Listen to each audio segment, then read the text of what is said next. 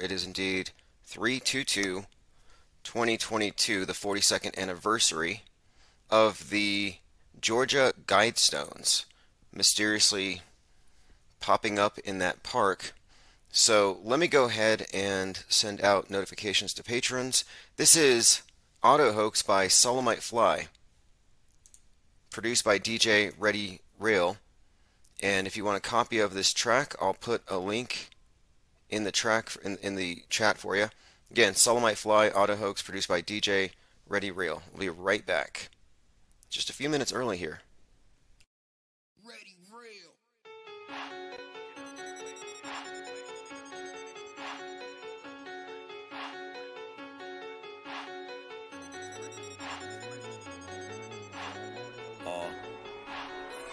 CIA be lurking, I be in the turban.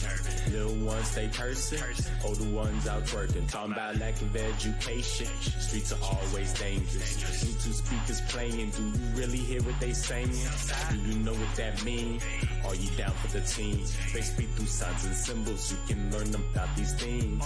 Live by 9/11, Club of 27. Once you think that they in heaven, nah bruh, it's a legend. It's all according to the code, them Illuminati on my mind, body, and my soul. That's why they snatching bodies, everybody in a Holly Grove. Deception is a hobby, switching roles with the auto clone. We call that an auto hoax. Man, what you trying to prove? Don't you know we've been around the globe and been to the moon? Get it, that's an auto hoax. You tripping, times two.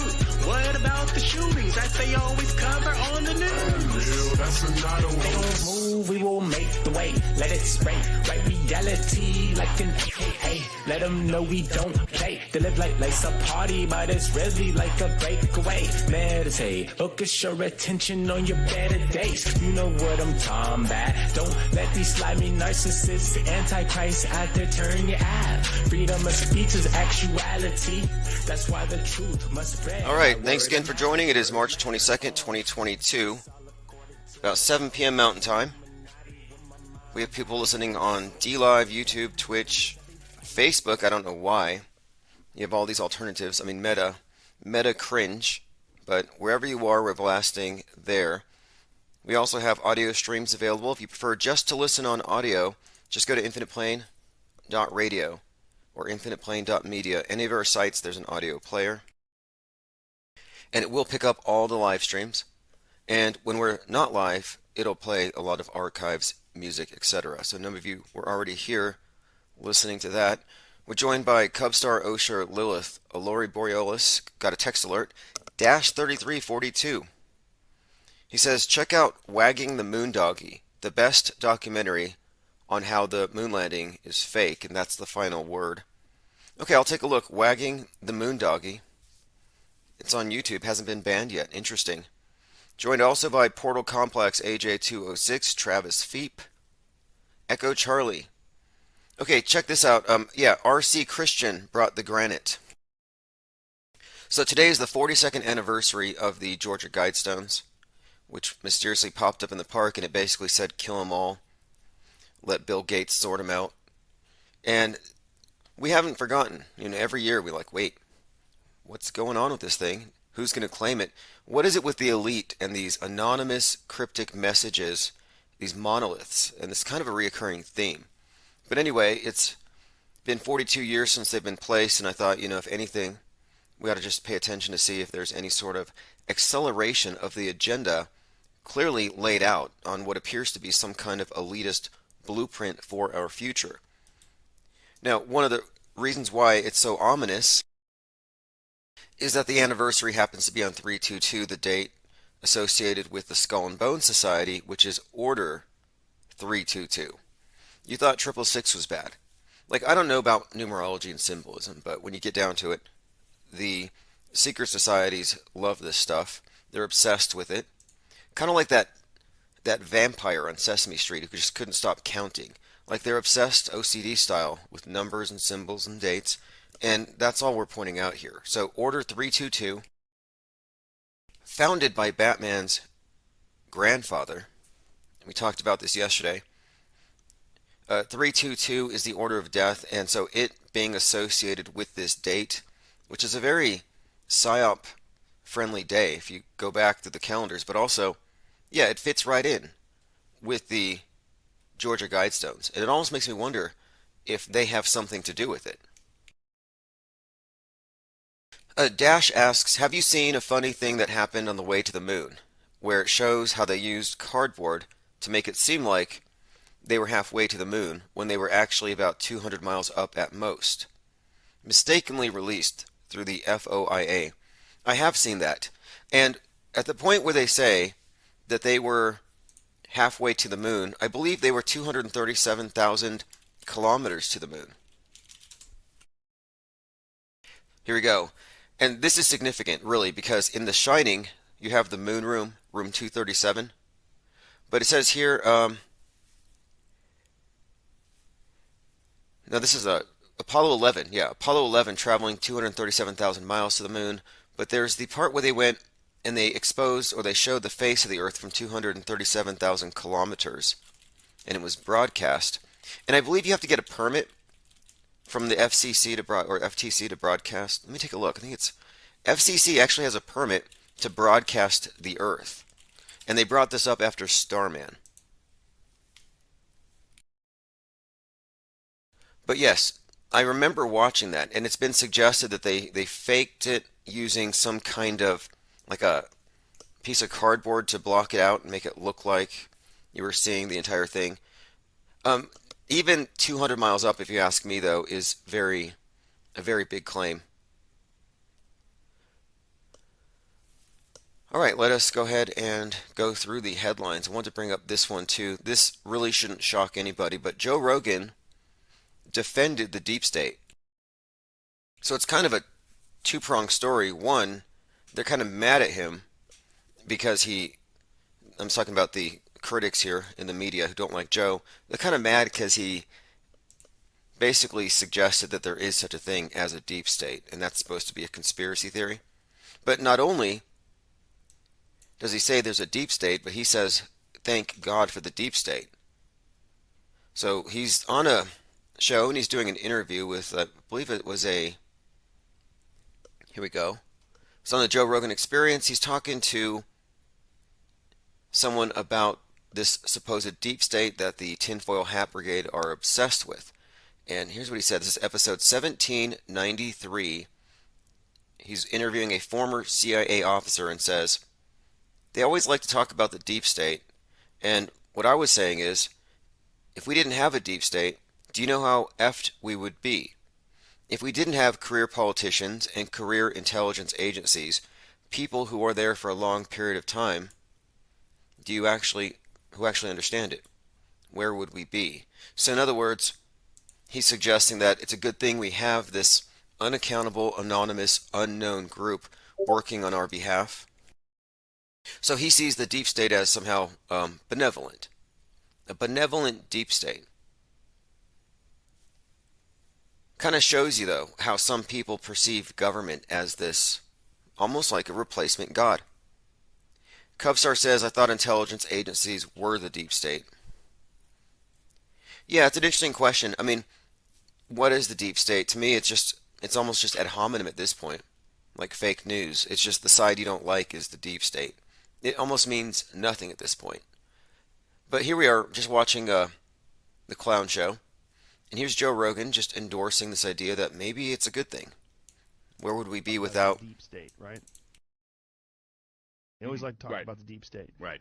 And what I was saying is, like, what if we didn't have a deep state? Do you know how fucked we would be if we didn't have career politicians and career intelligence agencies and people who are there for long periods of time that actually do understand it? Yeah. If the person, I mean, every time, yeah. Listen, I've disrespected Joe Biden enough.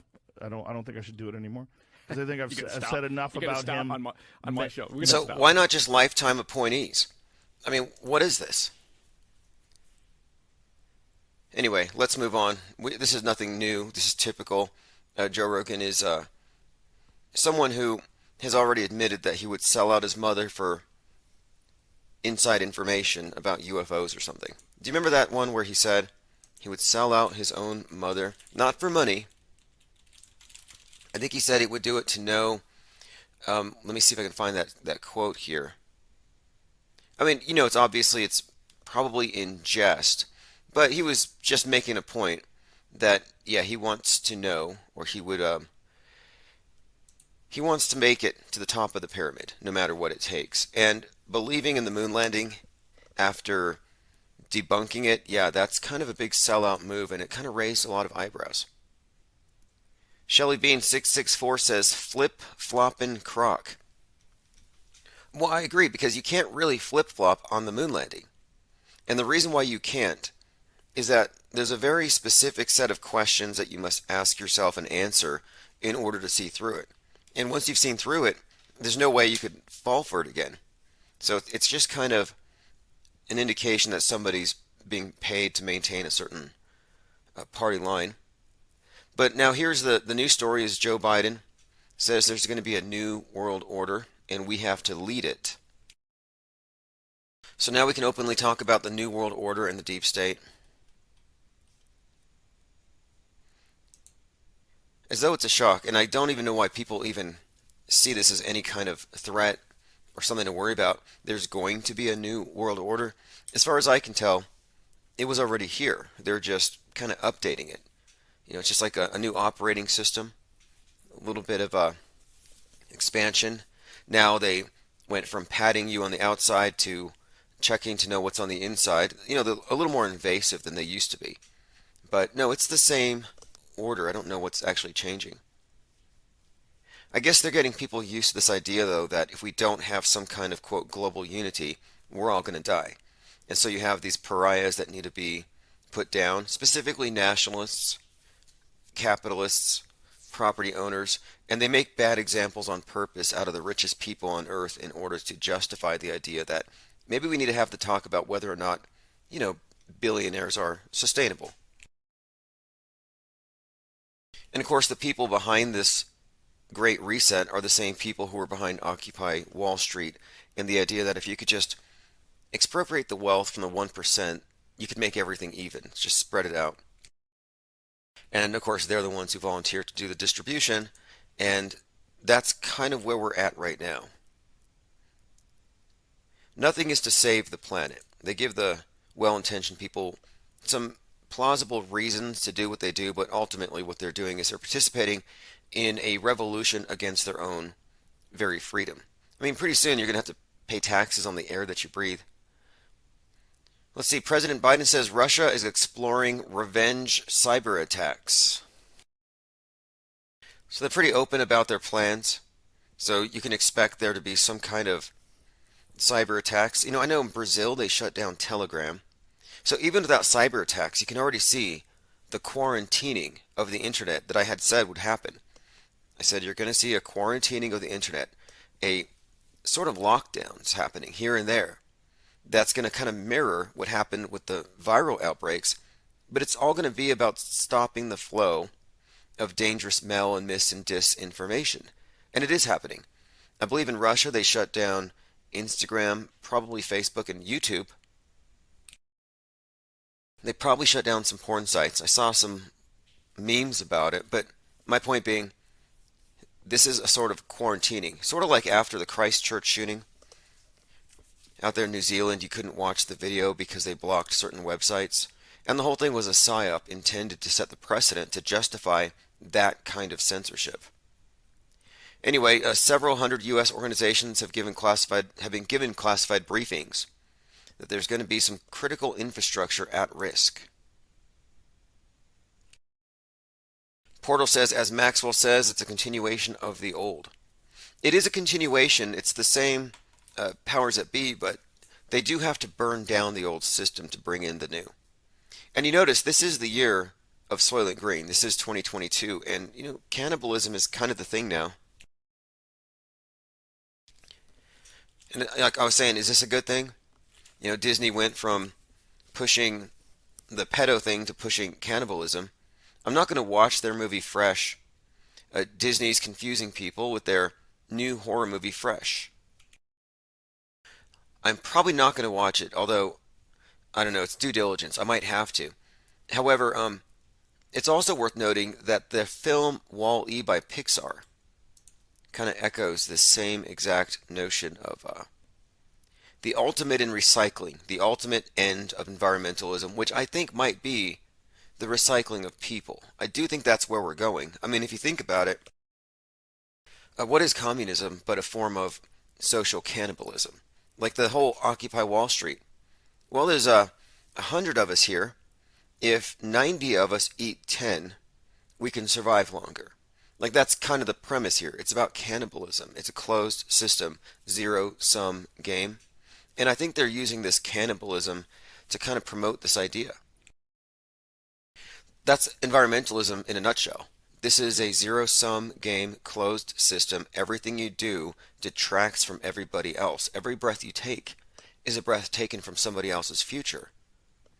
I mean, it's a real kind of scarcity model, but it's based on, I think, fear of running out, and it's the need to compete.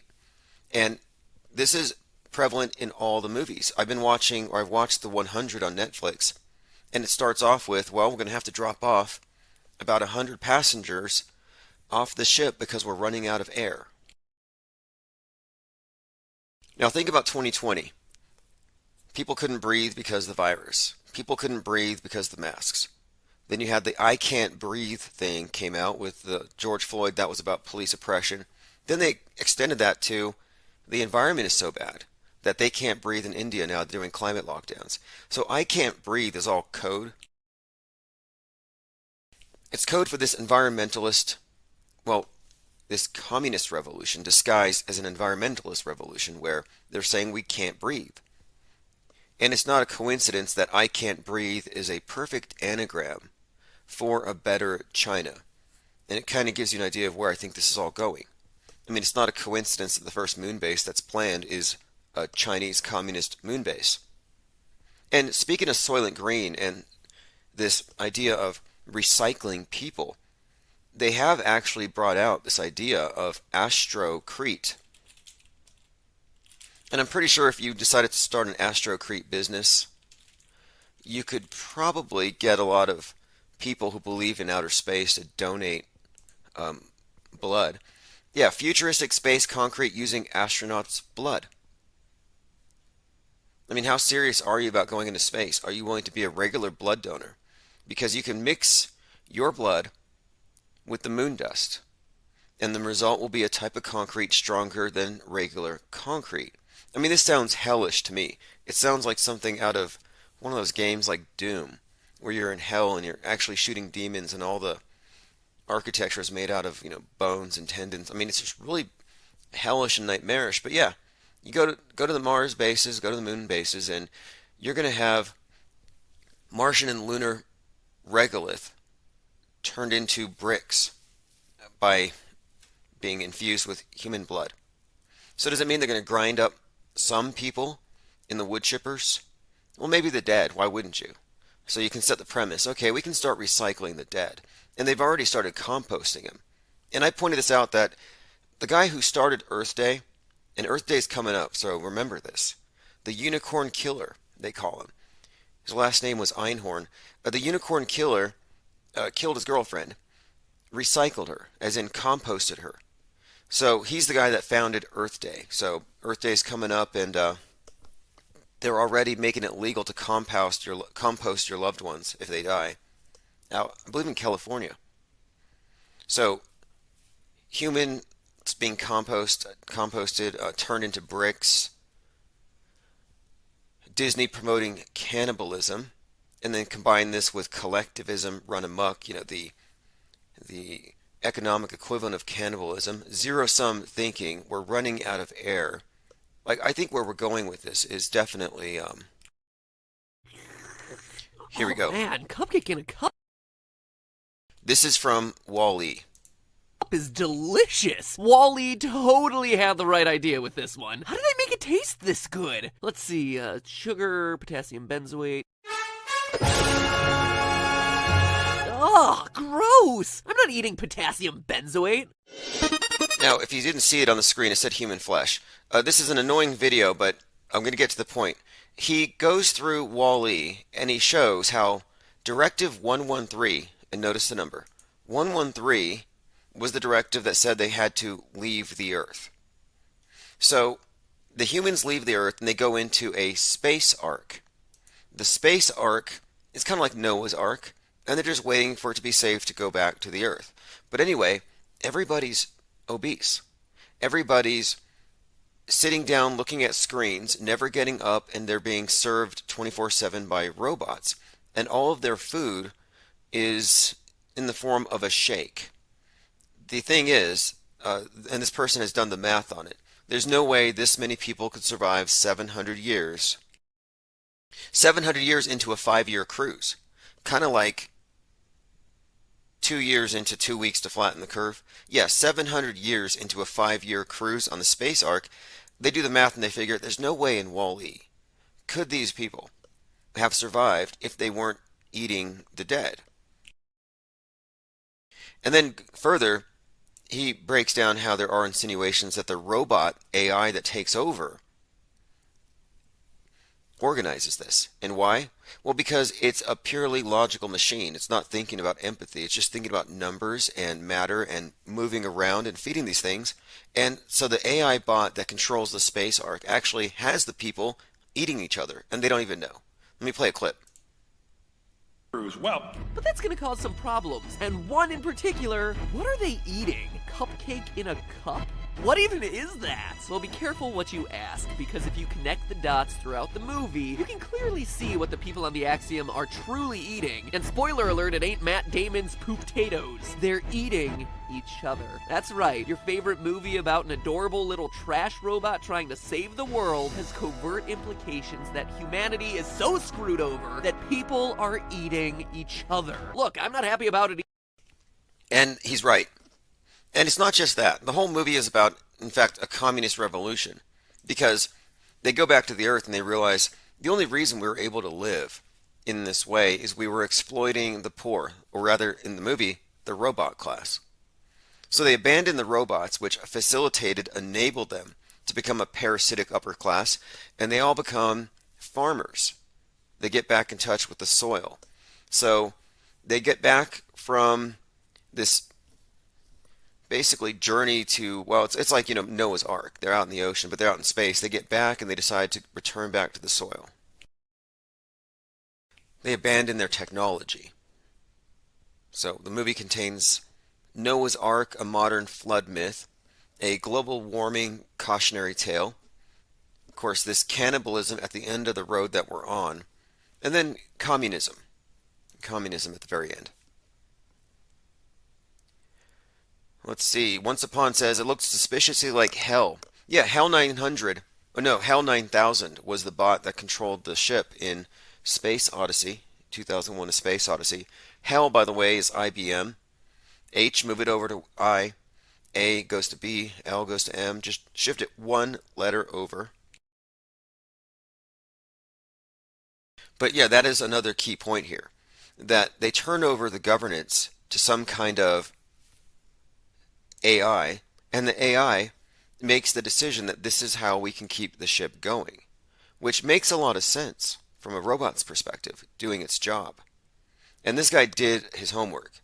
He talked about what it would take to maintain that many obese people for that many centuries, and there's really no other way around it. So the video is called Wall-E's Unseen Cannibalism. Definitely worth watching, because this is programming. This is deep programming. And also, if you look at the screen, they show you a spot here where it's the president on Earth, the global CEO, or whatever he is, and he says, I'm declaring it an emergency, Directive 113.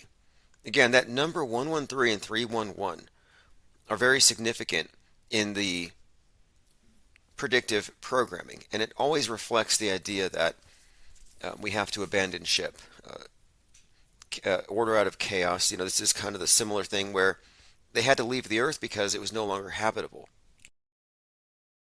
So for the A113, it's typical in Pixar, but this is the first time they actually explained, what it means. Now, you could look at it as an upside down 311. You could look at it as whatever, but however you look at it, it just fits a bigger pattern. And I could connect this to 9/11. The tower that opened after the Twin Towers, and this would be significant, because the Twin Towers burned down. 13 years later, which is like a phoenix number, they bring up the new tower. So, in the movie, the world has been destroyed, and now they're going back to rebuild. Well, they rebuilt and they put the new tower up and they opened it on 11.3. So 11.3 is just, it's a highly conspicuous thing here. But moreover, when he abandons the ship and he says we can no longer survive in this way, he puts on a mask. So that's very 311-y, very consistent with the idea that the end of everything involves us all masking up. And they have used the pandemic to fast track a lot of their environmentalist agendas, which is why it's already now being talked about that we may need to do climate lockdowns. That's why, look, if you have friends who believe in global warming, guilt trip them. Tell them to stop driving and start locking down. You might as well, because eventually they're going to be climate Karens. You thought mask Karens were bad? Wait until the climate Karens ask you, what are you doing out? How are you essential? How can you justify your carbon footprint today? Anyway, let me go ahead and just play one more clip from the video, Wall-E's Unseen Cannibalism, where he explains why the robot decided to justify this form of redistribution of flesh. And also note, the World Economic Forum has Gaia, their global AI alliance, and it's all about turning over control to something more objective, like a robot. This is why I think it's noteworthy that Joe Rogan is out here saying, thank God for the deep state, because humans can't do it. Like regular people can't do it. We can't trust people to make decisions. We need these hidden experts. Like, that's an appeal to an authority that is very consistent with the types of people who are open to the idea of letting AI take over governance because politicians are corrupt. But let me play a clip here. Again, this is from Film Theory, Wall-E's Unseen Cannibalism. By forcing Otto in an attempt to fulfill his programming to come up with a solution to fix both problems at any cost. I insist you give me the plan. Otto, get out of my way. We cannot. So the robot Otto, who's running this thing on autopilot, decides, yes, I'm going to have to just feed people to keep this thing going. So it's what you'd call for the greater good. You can go and sacrifice the interests of the individual for the greater good. That's the reason why you become a Googlud and a mask Karen and a helmet Karen and a climate Karen. It's always for the greater good. That's why they're turning everybody into fascists. Like anybody wearing the government mandated fashion statement without a mandate is a fascist, and they're just participating in it. Cubstar says, what did you do to deserve your place in the world today? And see, that is a statement that everyone in Utopia says. That's part of the cult of the Bill Gates-like character played by John Cusack, who has the fake meat company. He makes everyone explain or justify their existence each day because we're running out. We have to eat fake meat. And by the way, in that movie Utopia, this guy played by John Cusack, who's a Bill Gates-like character, he has a fake meat company, just like Bill Gates, in 2020 no less.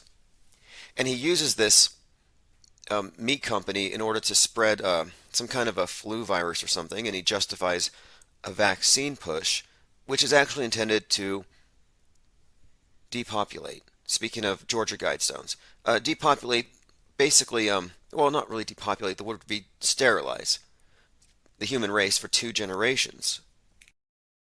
I mean, probably not the elite. You know, those shallow bloodlines will continue. But yes, that was the plan in the movie. And everybody had to justify. That was kind of their ethos. They're all like, well, there's not enough air, not enough space, there's too many people. So it's all about self-sacrifice. And that's the part of environmentalism, to me, that really gives it away as a religion. It's not about saving the planet. It's about pleasing the planet. And the planet is the God.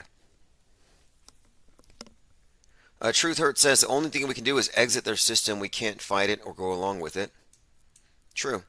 I take the stance of post-world stage media analyst. So we can't get caught up in the factional violence, or we can't be scapegoated for this or that staged event. No, we're just we're academic. We're not. I mean, we do have reporters. But we look at this from a perspective of media with that level of objectivity. The media wants to monopolize reality investigation because what they actually are involved in is covering up reality, not investigating it. Kevin Mooring says Astro Crete World. Oh, Astro World Crete. Well, that's really what 2022's, well, the movie is, it was a projection for the future, and I think they're a little ahead of schedule, behind schedule. Soylent Green was supposed to take place in 2022. I mean, who knows? Maybe they're ahead of schedule. Some believe they've been feeding us people through the McDonald's breakfast menu for years. I don't find that even slightly plausible, though, because if it was true, how come the people who believe this aren't trying to stop it? It's like there's no, I guess there's just no Charles Heston counterpart today. I mean, who's going to stop the cannibals? Who's going to say McDonald's is people? These conspiracy theorists online just tweet about it, share a meme. Most of them probably still even eat there. Like, if you actually believe McDonald's is serving human meat, feel free to call in. Just bringing that up. Extraordinary claims require extraordinary evidence, and you could prove that. Anyway, let's get back on track here. Well, actually, that is what we're talking about. We're not even off topic. The idea of recycling is the thing.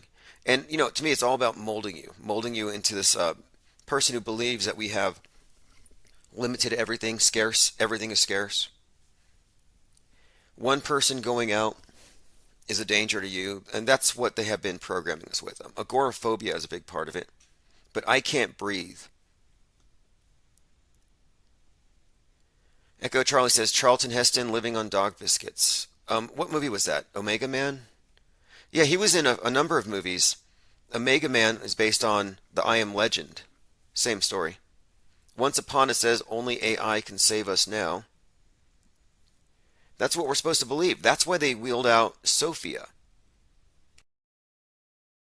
I got a comment from earlier. I want to highlight this from Echo Charlie. Another over-optimistic prediction. 2 weeks to flatten the Nazis. Well, we're approaching a month, aren't we? But yeah, that's a good call there. It almost goes without saying. And somebody had showed me some interesting numerology showing how the starting date of World War I, World War II, and this Ukraine thing, if you add the numbers, they all add to 68. Not sure what that means, but yeah, here we go. Popular podcaster, longtime supporter of Donald Trump's belief that a secret government is running the country, Joe Rogan comes out and says that we'd be screwed without the deep state. We need the deep state because of incompetent leadership. This, to me, again, is the pro-AI/Gaia argument. That's just a way of getting us, I think, used to that idea, that we do need some kind of higher authority. And this is really not new. I mean, this is kind of predicted, I think, in the predictive programming. The whole monolith thing, the digital monolith at NATO. If you haven't seen that, it's worth watching for no other reason, just because it's just so surreal. Because here you have the leaders. These are all of your leaders. The one world monocult. Staring at an obelisk, just like predicted out of Kubrick's movie. And on the side of it, it has, because it's all digital, it has this screen and it says, combat climate change. Again, you got to fight it. Fight the weather. Combat climate change, how do you do that? You shoot the polluters? I mean, how do you literally fight the weather? Well, you just scapegoat the Republicans or the capitalists for causing the bad weather, and then you combat them. They're judged by the god of this monolith. I mean, look, that's what it literally says. Now, they take off their masks. They're 6 feet apart. They all have their eyes fixated on this thing, which, again, beyond just being a creepy, probably demonically possessed AI thing, it is, in fact, an emblem of the Earth God, one of the, well, the oldest god, and the one that they all swear fealty to. So here they are, children of Baal, in full demon worship mode here. Look at that.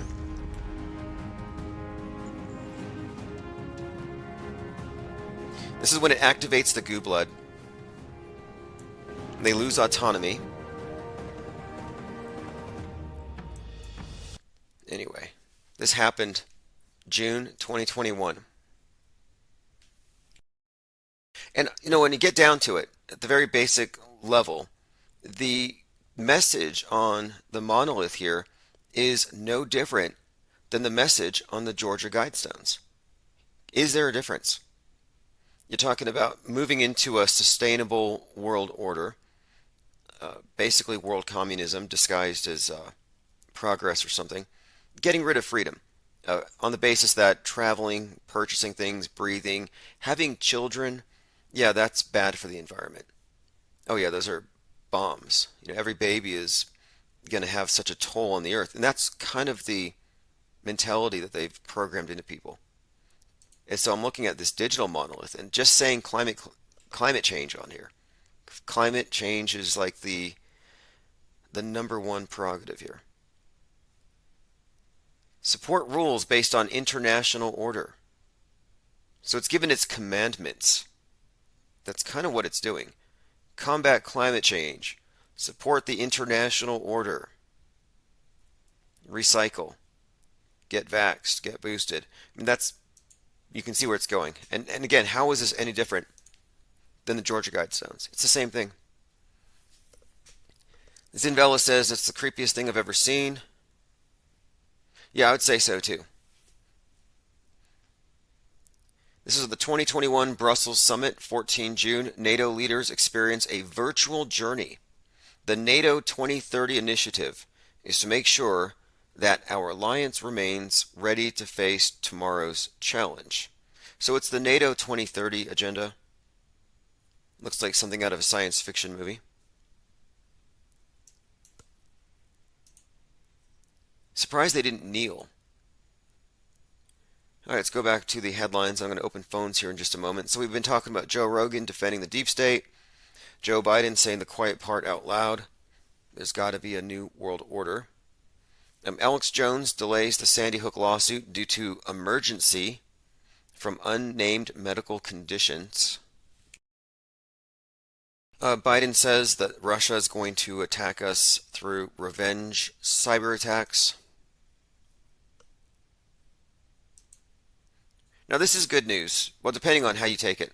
Passengers on doomed Chinese jet were totally incinerated. I was looking at this and all the footage, and it looks as psyopy as pretty much anything else, like the plane that went down in Shanksville. And, when you get into that story, where there's like nothing left, there are others who go through these things and they check out the symbolism and all the ironic names and everything. And United Airlines Flight 93 crashed into a field in Shanksville. And of course, this was the one with the guys with the box cutters, the Shanks, and the Let's Roll story. But the plane just disappears on impact. It just looks very much like really like an underfunded movie set. They just didn't have everything they needed to make it convincing. But I kind of felt the same way when I looked at that one. If anybody else knows anything more about it, but to me it's fake until proven real if it's an extraordinary claim, and that's a pretty extraordinary one. I'm still looking at it though. QAnon believers pounce on New World Order reference in Biden's speech. They act surprised when people are triggered by these types of buzzwords, like Great Reset. Do you remember back when the Great Reset was a conspiracy theory? They said you're a conspiracy theorist if you talk about Great Reset, and now they're just totally open about it. Texas QAnoners are falling apart amidst accusations of donation theft, threats of violence. So the JFK QAnon cult is kind of collapsing. It's broken up into 3 groups out there in Dallas. One group is apparently armed and threatening violence against another group. We're talking hundreds of thousands of dollars. And that's public. There could be a whole lot more. Texas QAnoners falling apart, donation theft, violence. A faction of the QAnon conspiracy movement, headquartered in Dallas to await the return of John F. Kennedy, is on the verge of collapse. Now it has dwindled, but they have these weekly meetups And recently they've been cited doing Nazi salutes in order to be ironic, in order to trigger the news or whatever. I don't know who's, well, Protzman's leading them. And what's worse, listen to this. In recent weeks, children as young as 12, and this is what's causing them to break apart. Protzman, the guy who used to pretend to be JFK Jr. on live streams, Protzman, the guy who actually said JFK would have been showing up in person on the 22nd, he's been recruiting children.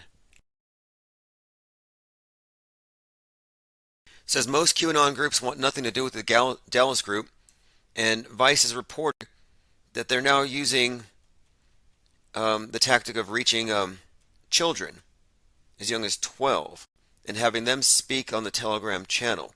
It says there's one child who is 12 years old doing a course on gematria for other children to get them into the group's beliefs.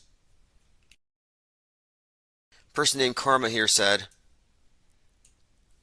there's a lot going on right now.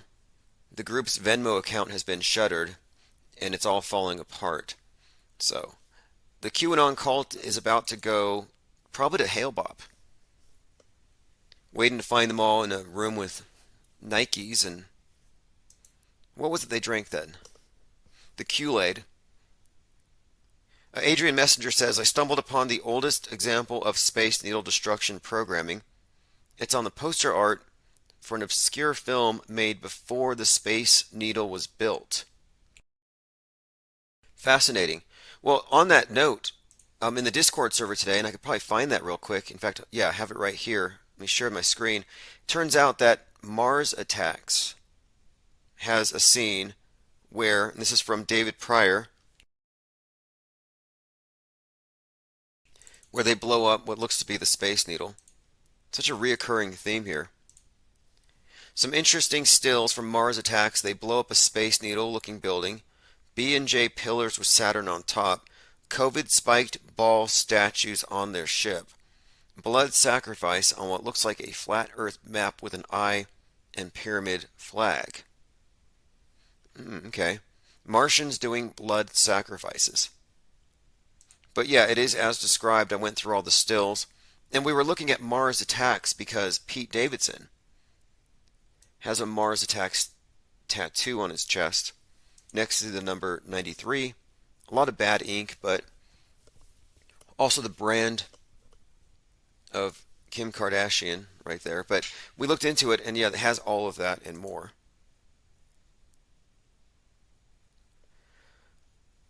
All right, let us continue here. Celestial Wonder says they're buying my pillows with the money. Celestial Pillows might actually be Mike Lindell. You know, Mike Lindell, well, we'll see. I don't even want to get too deep into the QAnon thing right now. They need to go, I mean, they're going to go soon. Something has to happen. I've been saying, if your whole movement is about saving the children, and it takes you 10 or 15 years, which children exactly are you going to be saving? You know, they're teenagers by now. Another movie recommendation, Truman B3000 said, check out a new movie on Netflix called Countdown. It has a scene where a drunk guy at the bar yells about Antarctica being at the edge of flat Earth. Did he look like Nathan Thompson? That pretty much sounds like every Nathan Thompson appearance I've seen. But yeah, I'll check it out. Netflix Countdown. Netflix's Inside Job, I believe it's episode 6, has a Flat Earth episode where Flat Earthers hijack Jeff Bezos' mega yacht and force him to drive to the edge or the entrance. The entrance of Hollow Earth is what they find. So Hollow Earthers are kind of right. Spoiler alert. But anyway, he gets swallowed by a kraken. But yes, Netflix loves to make fun of stuff because they want to maintain control over it, over how we interpret things. They want to make sure we're not taking the wrong things seriously and laughing at the... They want to control where you direct your derision as well. By the way, we've been digging into the Manson cult from the 60s. And I'm looking at the Church of Satan tie-ins to various high-profile psychological operations, serial killers, etc. And on the screen you see a picture of Susan Atkins and Anton LaVey doing this. She comes out of a coffin, a topless witch performance thing. This was before she went and started killing those people, but not long before. So I'm just pointing this out because I remember at the time, when I first looked into this, there was another connection where it was said that the high priest there was a technical advisor on Rosemary's Baby. And of course, Rosemary's Baby, the movie, features a woman who is, she gives birth to the devil's baby. Now the thing is, she conceives it without consent. She's unconscious and drugged, and her husband's part of a satanic cult or whatever. But again, this has a Roman Polanski tie-in because you have his his connection to the church. Apparently it is believed that Anton LaVey provided a bit of a cameo, his eyes, for the devil's eyes in that scene in the movie. I don't know if it's definitely her. I mean, definitely him. I have to check on that one. It's one of those things that was alleged. But anyway, I'm looking at the connections between Hollywood Satanism and the Manson family, the Richard Ramirez Night Stalker killings. You know, these killers that use that really shocking 80s type of Hollywood Satanism stuff. But anyway, we're looking at one of Manson's killers actually associating with this group. Kevin Mooring says, can you show us the Trump painting? Yeah, let's go ahead and take a look at that if you haven't seen it yet. Eric Trump was really impressed by this. So, Eric Trump is at the Reawaken America Klan meeting. I say Klan, I spell it with a Q. And at this meeting, he's handed a gigantic painting, a portrait of his father. And while they bring out the painting, they play the Star Wars theme song. Or the Emperor God King Trump theme song. They've kind of repurposed it. I'm going to play. I'll get out of your way here, okay? So you got one more you want to show us? And I think General Flynn needs to come up here to see. General Flynn, I'm going to pass the mic to you. We're only allowing intelligent people on the stage. Now, before I go on with this, General Flynn is suing CNN because they've associated with them. They've associated him with the Q movement. Again, General Flynn, this is such a disingenuous thing he's doing. I mean, this ought to be thrown out. So basically, this guy who headlines all kinds of CNN events is suing CNN for $100 million. Well, here we go. Michael Flynn's brother and sister are suing CNN for linking her to QAnon. It's like, wait a minute here. They're hanging out with General Flynn. They're swearing oaths to Q. And now they're claiming they're being somehow slandered. No, QAnon and General Flynn are tight. So here you have it, the painting of Trump with a lightning bolt Q behind his head. And here comes an eagle holding an American flag coming down from the storm. And there's Trump. Moving forward, so I have to leave. So, General Flynn, you want to come up here real quick? I'll give you the mic, Eric the mic, and I'll disappear. Let's hear one more time for General Flynn and Eric Trump, everybody. Yeah. What are we doing? What do we got? Drum roll or something? Now, what he's not saying is he's not saying, what is with this Q stuff? Q's a hoax. JFK's not coming back. We don't support the QAnon shaman. This is all a psyop. No, he doesn't say that. Listen to Eric again. He loves this thing.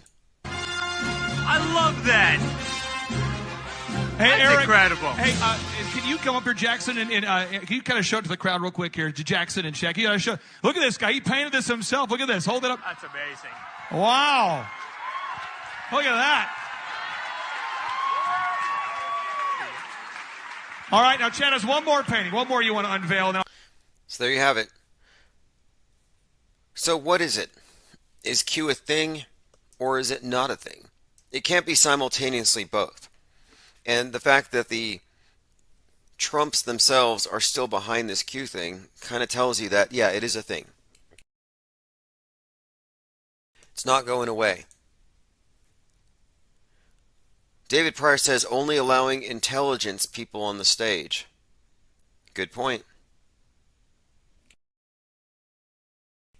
Survivor recalls tense moments inside King Soopers when gunmen killed 10. So today's the anniversary of the King Soopers shooting. Happened on 3/22. Police didn't go back into the building until 3/22. There were 33 union workers at King Soopers store number 33 where it happened. The shooter did so in retaliation for the Christchurch shooting. Nothing about it was realistic. And I believe there was a few discrepancies with some of the names of the crisis actors, and it seems like they had some mix-ups. So we went into this one in detail last year. First anniversary, and it's what you would expect. The survivor comes out and says, we can't let this happen again. Got to get rid of the assault rifles. Not a coincidence that the victims were all getting vaxxed. Yeah, they're at their grocery store getting vaxxed. And, I'm not against getting vaxxed. Whatever you want to do it. But, it's like if I walked into a Walmart produce section and there are people getting body piercings, I'm turning around and I'm leaving. It's like, I don't want you, poking holes in your skin around the food. And yet I go into a Walmart and all the vax junkies are getting their shots right there in the produce. And I'm just like, okay, no thanks. Why do they have to do it publicly? Well, it's because it's a mass initiation.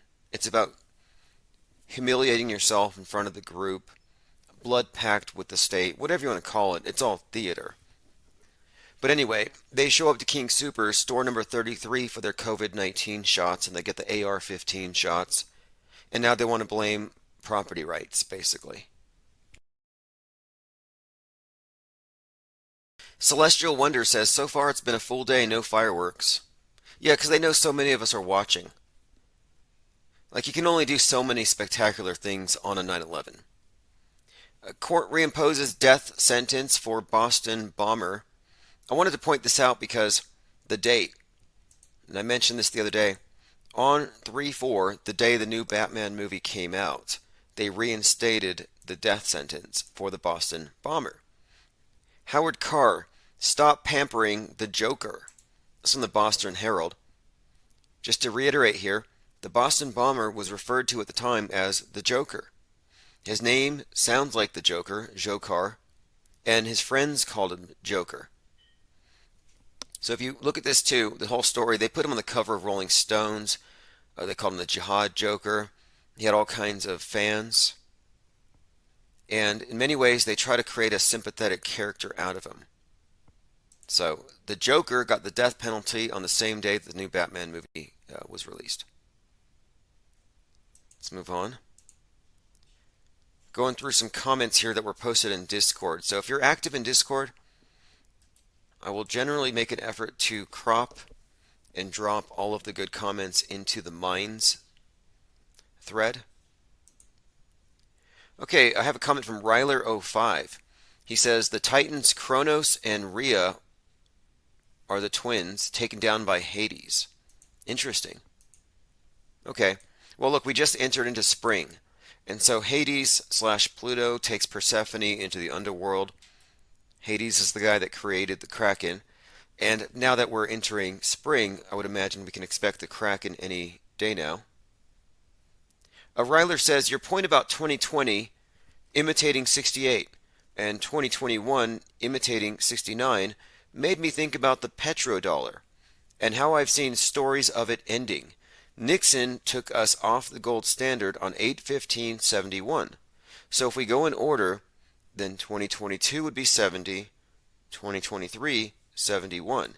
So by next year, it will be official that the dollar is dead or metamorphized. Interesting point. And we have been doing this examination of the years that are, like for example, 68 and 2020, that are apparently mirrored in a way. Like 2020, in many ways, was paralleling 68.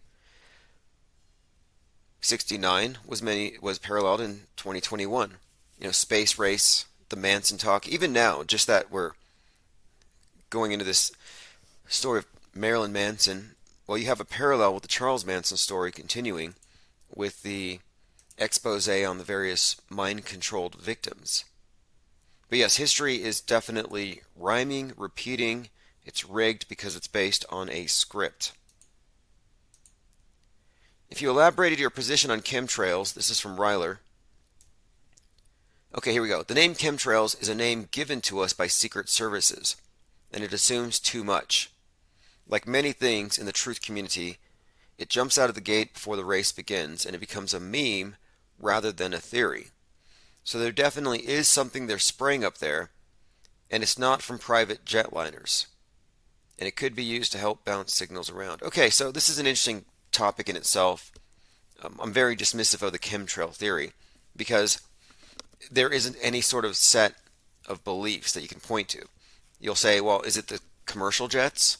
They'll say, no, it's hidden, invisible military drone jets. But then they show you pictures that come from commercial jets. So it's really not consistent enough for me to take it all that seriously. Rocco says goo world order, which I agree with. That's what Joe Biden is actually talking about. The goo world order, all the goo bloods tuned in to the digital monolith up there at NATO headquarters.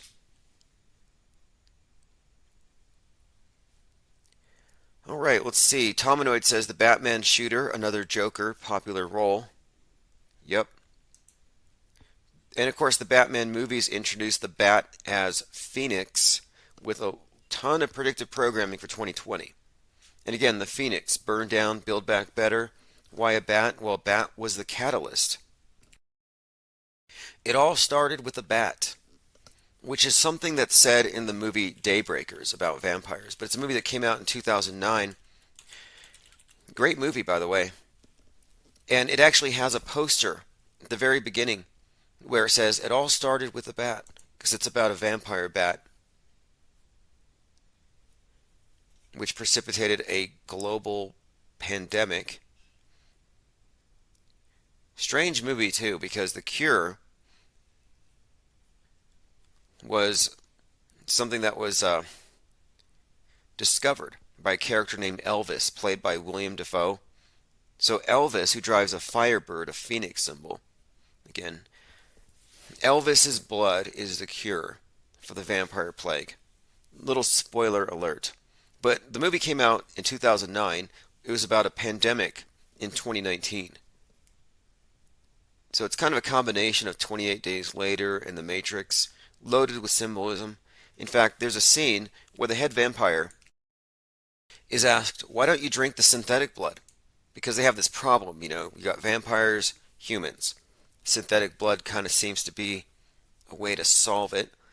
And he says it just doesn't taste as good as if it doesn't contain the fear. So there's a kind of an adrenochrome reference ahead of its time. St. Joe says, what do you mean by saying that Hunter Biden's laptop is a nothing burger? Oh, I mean just that. Alex Jones said it was full of snuff films, compromising material, Hunter Biden killing people, doing all kinds of terrible things. Where's the evidence? I mean, it's just all hype. I still contend Hunter Biden's laptop is a nothing burger. Nobody cares that he's a crack smoker. Mike Lindell was a former crack smoker. Shaming somebody for being addicted to something only gets you so far. But I haven't seen anything yet. I mean, Pizzagate's all hype. I'll believe it when I see Hillary Clinton prancing around with a frazzle drip on her face. Then a frazzle drip is a mask made from the skin of a sacrificial victim, according to the Pizzagators or Pizzagate researchers. Xmas Eve points out that Sergeant Weissapal, the FBI special agent who used to be Timothy McVeigh, if you scramble his name, you can get all you see was a psyop. And I knew this, I just didn't mention it, because it's not a perfect anagram. You kind of have to use U and C as YOU and SEE. I don't like imperfect anagrams. Anyway, the person says, the FTM IPS is not telling you the truth. Beware, this podcast is disinformation. Excuse me for not going with that very loose anagram. But it's the first thing a lot of these truthers reach for, is they misgender you, which, again, I don't care. I'm not going to suspend you. Like Babylon Bee got kicked out of YouTube. No, Twitter. Look at this. They had like 1.3 million people on their Twitter account. Babylon Bee has been locked for violating the rules against hateful conduct. All right, Georgia Guidestones. Let me play this clip one more time if you missed it yesterday. Because again, today's 322. We're talking a bit about that number. Just a short clip so you can hear about Batman's grandfather founding the Skull and Bones Society. Good idea, this rehearsal. The ladies, such worthy causes. I personally favor Miss Natural Resources. I'd like to make her my own personal charity. All are worthy. Now you can say that again. And that is Bruce Wayne's grandfather, Mrs. Cooper? His great-grandfather. I understand he was tapped for Skull and Bones. Tapped for it? Sir, he founded Skull and Bones. All right, cool. So he wrote all those weird rituals about things you do in coffins. Interesting. Explains a lot about Batman, doesn't it? All right, so we've been talking about the Evan Wood, Marilyn Manson drama, and there's actually quite a bit more that has come out here, indicative of a world stager playing a role on the world stage, something that's anything but real. So these are probably all unwatchable movies. I skimmed through some of her movies just to get an idea. So she was in the movie 13. We're talking about Evan Wood, the one with the accusations against Marilyn Manson. She was the one who played Dolores in Westworld. So I've already been commenting about how Dolores in Westworld parallels her real-world experience in Marilyn Manson's world. So Dolores Westworld is sort of this prisoner of the Saturnian character, the Man in Black. Well, the more we dig into this character, we find some other things. So she plays Dolores in a scene from Lolita in a music video. And again, victimized by Marilyn Manson or the Man in Black. It's this reoccurring theme. Well, he first saw her at a party, and he recognized her from a movie called 13. Now, 13 is a very significant number. It references Virgo, the Virgin. It's a number associated with that archetype, and personified, Virgo is Persephone.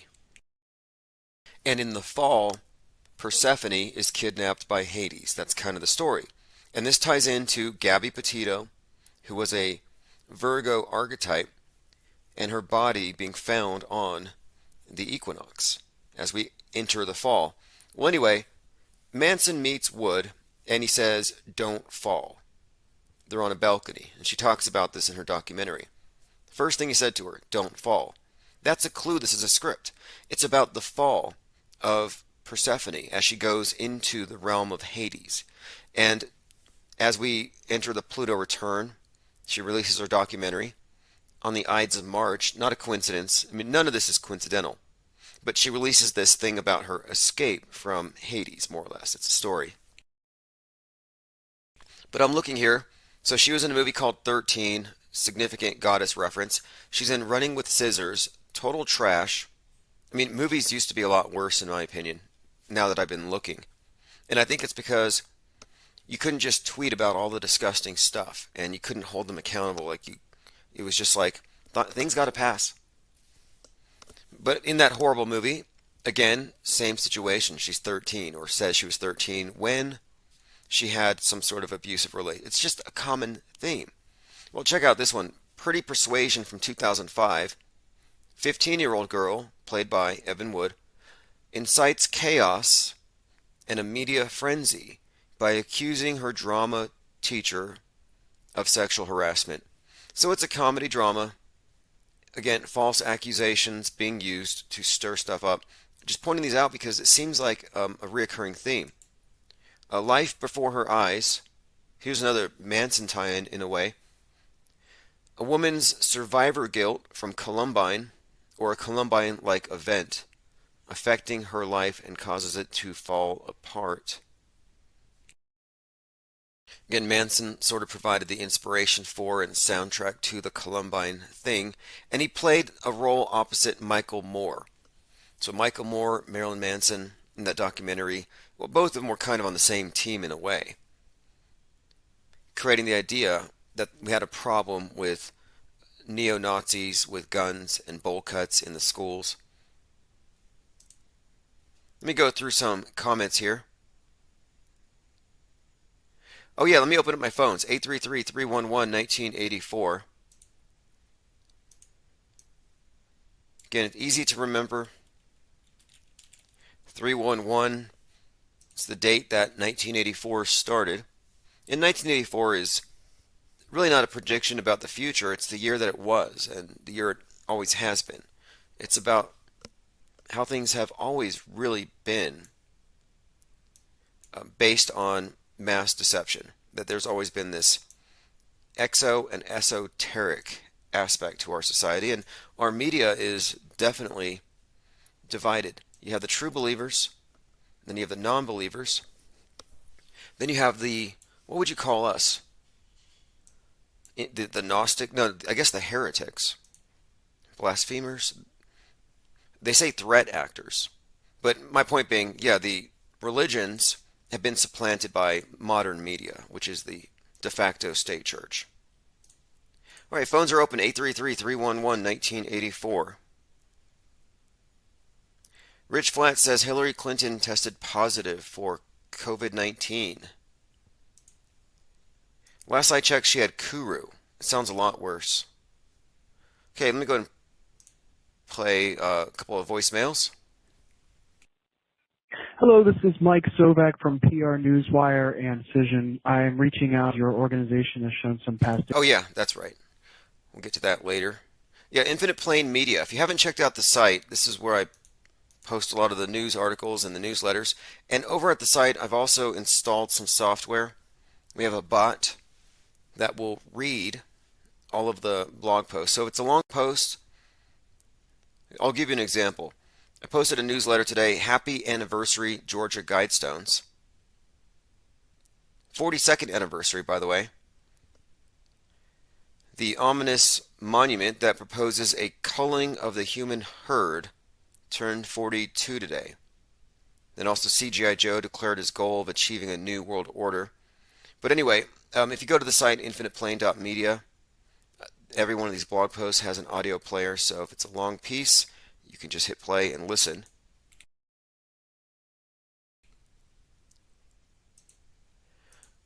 All right, let me continue to go through. I have a few more headlines I want to get to tonight. My main point was, I'm looking at this Evan Wood, Marilyn Manson thing as nothing more than a psyop, and all of her previous roles seem to back it up, and it fits a bigger pattern as well. He had another ex, Rose McGowan, who started the Rose Army, and they went up against Weinstein, the whole Me Too thing. So it's a parallel. Rose Army, the Phoenix Act, both of them exes of Marilyn Manson. It just seems a little too contrived, made to believe. It's basically reality TV, next level reality TV, where they don't tell you. And that's where we're at right now. That's what I mean by there's an exo and an esoteric side to the media. I'm not necessarily talking about the deep occult stuff. I'm talking about the basics of human influence, subtle influences, the use of psychological operations. Fake news is far beyond just partisan bias. And the people who don't know this are the profane. That's what I'm saying. You, the listeners here, and those of you who've looked deeply enough into these stories, who know the truth about the big ones, yeah, you would be among the initiates, or you would have the initiated interpretation of how this stuff works, whereas the masses just believe what they see on the screen. It's the same with the religions. And it's kind of a touchy subject for some to point at a religion and maybe even suggest that it's not authentic, or it's a copy of a copy of a copy, but you know, that's kind of a pattern here. The space age religion has all of the same trappings of the old religions. They've just updated it. In fact, I've been watching this series on Amazon called Upload. And it's kind of a dark comedy. I would equate it with, I'd probably equate it with Beetlejuice. Only it's a digital afterlife. Upload is an American science fiction comedy drama television series on Amazon Prime Video about a man able to choose his own afterlife after an untimely death. So I've been watching this, and it brings up a few things I've been talking about, how in this future, when you die, you can have your consciousness scanned and you can be uploaded into any one of these Metaverse or these or CGI digital heavens, well, virtual reality, and you can still interact with people here on Earth. That's kind of how it works.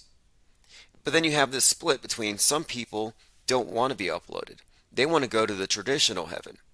So one of the main characters works for this company, and she's doing customer service for the deceased through this digital interface. Meanwhile, her own father can't decide if he wants to be uploaded to be with her in the future in this digital paradise, or does he want to just die and go to the natural organic heaven. But I'm pointing out that this is an example of where I think we've nailed it here in our analysis, that they are doing a templated approach to replacing the old religions. And now you have digital heaven, that your consciousness can be separated from your body and uploaded. Very interesting if you think about it. This idea of AI goes along with this. Can a being, a non-corporeal being, reside in dead, inanimate matter? This is the basis behind Frankenstein's monster, for example, Shelley's modern Prometheus. The lightning rod zaps the body that's comprised of all these different body parts, this Frankenstein composite, and brings it to life. Dead matter coming to life, like a golem. Or the Terminator would be another example of inanimate matter achieving some level of all these cyborgs and all these things in these movies are kind of showing us that the soul itself is something that they're eventually going to be able to master. And you know what I think they could do? I think they could simulate it. I think it'd be very easy to simulate someone's consciousness being uploaded. I am Key Serzos 923. If you want to call in, it's 823. Sorry, 83. I'm sorry, this is a strange comment here. Don't know if I want him to call in about that. Anyway, 833-311-1984. Anybody can call in. James Cameron says, Skynet will destroy us with deep fakes, not nukes. Whenever I hear people talking about nukes like it's a real thing to fear, I kind of forget, these are the ones I'm talking about, who don't have the inside scoop about how much of this is just pure theater. But anyway, James Cameron spoke about this recently. He suggested that if we had an AI takeover, like Skynet, which was what the Terminator series was about, it wouldn't wipe us out with nukes. It wouldn't destroy the infrastructure. He said here,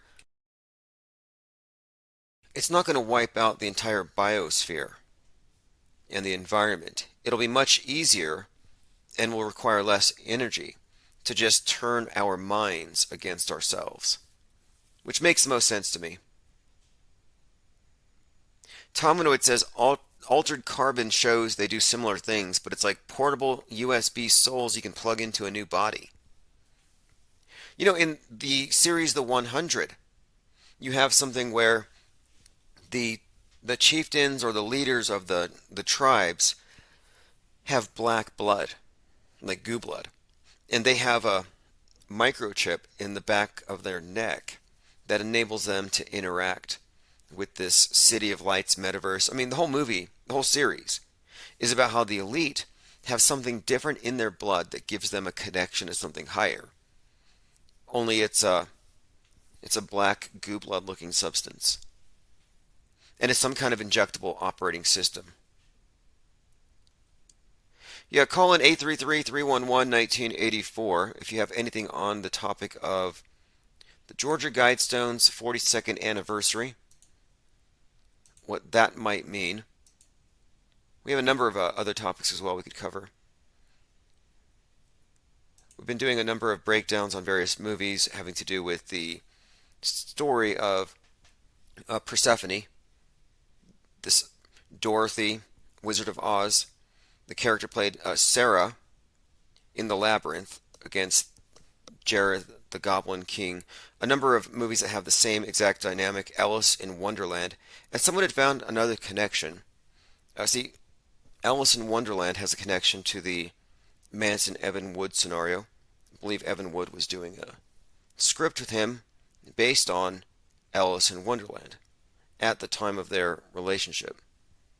So these are reoccurring characters and archetypes that we're constantly seeing. Truman in The Truman Show is confronting Christoph. He's the one who's actually imprisoning him. And Christoph's played by Ed Harris, who plays the man in black in Westworld. So it's another actor who's embodying a specific archetype, something of a controller, an antagonist, and also the Saturnian aspect, which I think has to do with the idea of time control and constraint. Time being a constraint, the constraint of a sentient being in matter. It's again a reoccurring theme, and in all these movies they have to overcome the cycles. Like in Westworld, Dolores, who's kind of a Dorothy-like character in the blue dress, she has to overcome the man in black by recognizing that she's stuck in a perpetual loop of torture and death, and then it starts over. When she retains a continuity of awareness, she breaks the cycle. Infinite Plane Radio, happy anniversary to the Georgia Guidestones. Oh, thank you. Thank you very much. Yeah, hey, what do you think about Georgia Guidestones Day? Are you celebrating this in any way? This is our 42nd Georgia Guidestones Day. I've just recently started observing it. Just waiting on the news. Just waiting on the news, I guess. Nothing has happened. A lot of earthquakes recently.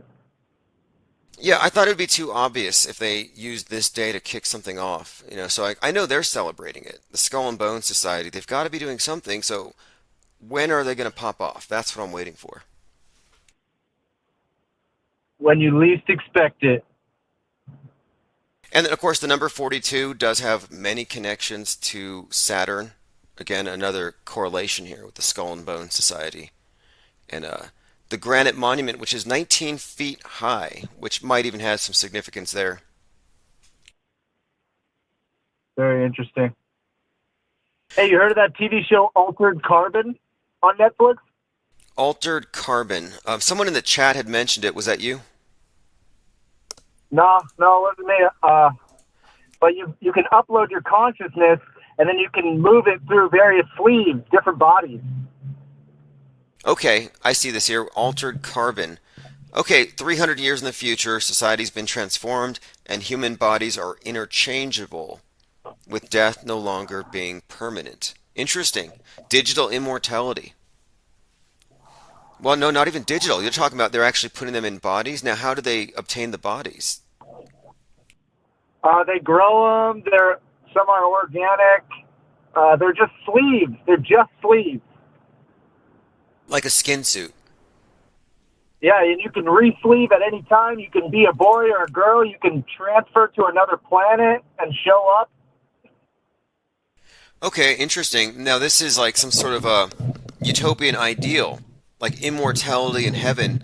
And so I don't think this is attainable or ever will be, but I think this is sort of an ideal or a promise, a utopian ideal that they put out there for all the people who believe that science leads to salvation. What do you think? Do you think this is something they could actually accomplish? No, of course not. But it's like intriguing for those that have faith in this ability. Yeah, and it would require faith as well. And I think you could take advantage of it. Exactly. For example, you could say, for example, you got a company, and yeah, we're going to upload your loved one's consciousness into this this avatar that you can just log in and talk to at any time. How are you going to know it's the real person? And they can recreate and simulate the personality. So it just seems like a grift, if anything, just like every other religion. a very similar storyline happens in that TV show. They get faked out because they fake someone's personality, and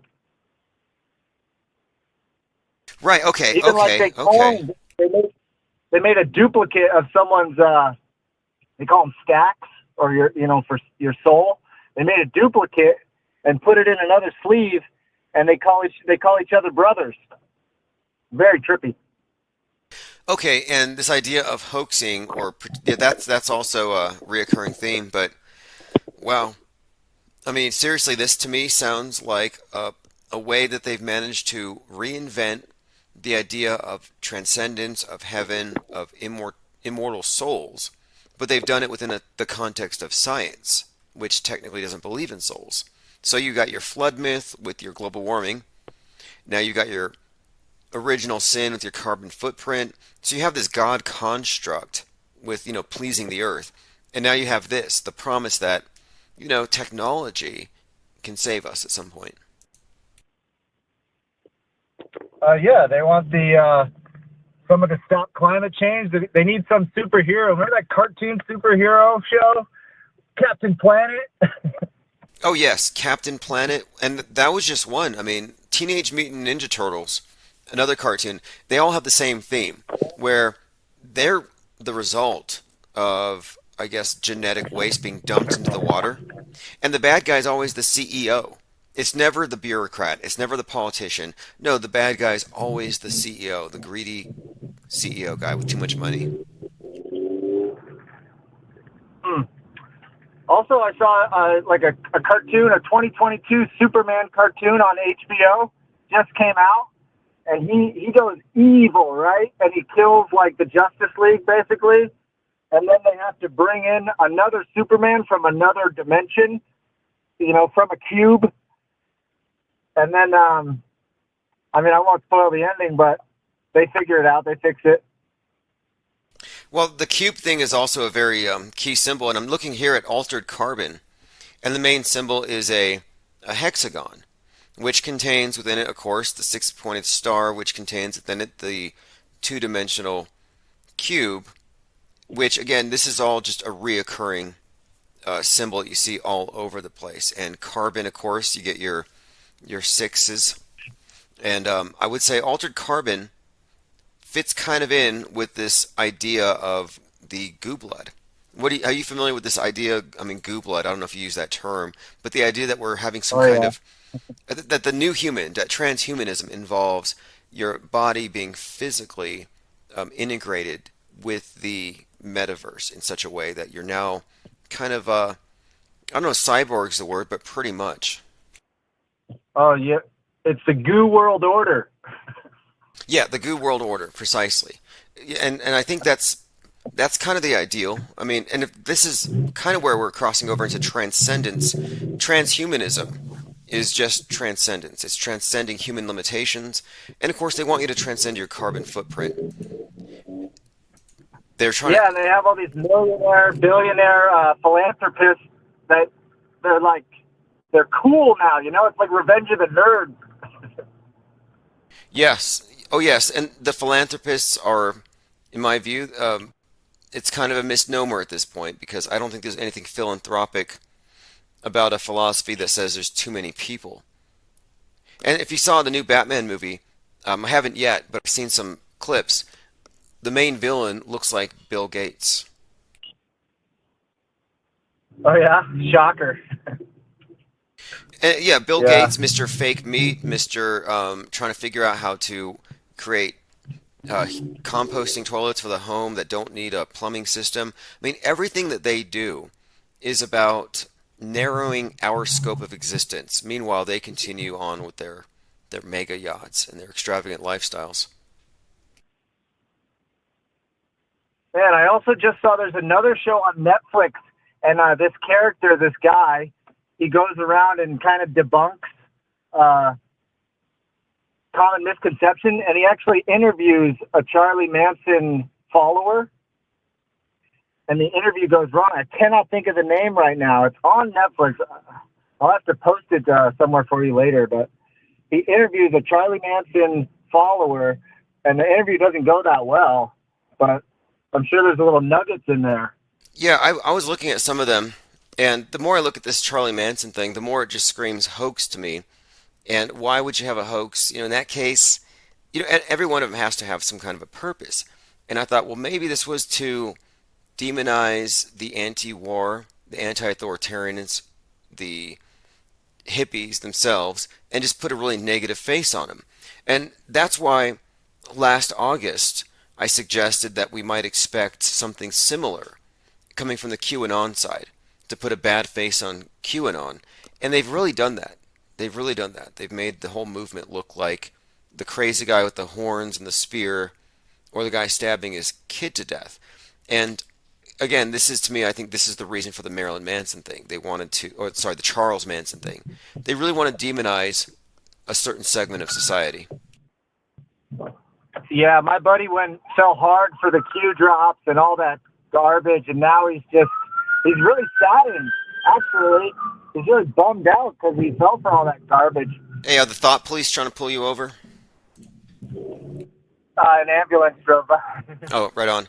Yeah, I'm looking here. Look, I can understand why people fall for the Q stuff. I mean, even now, you got the Trump sons are out there at the Reawaken America event, and they're getting this massive painting of their father with a big Q behind his head. So how can they not continue to, maintain the faith? Well, they got the ones they got. They're like hooked in it. And the people that they burned, like my friend who's now burned, he's really kind of distraught with himself. And that's where you're going to get some really angsty people who have been disenchanted by this whole thing that are probably going to stir some shit up. Right.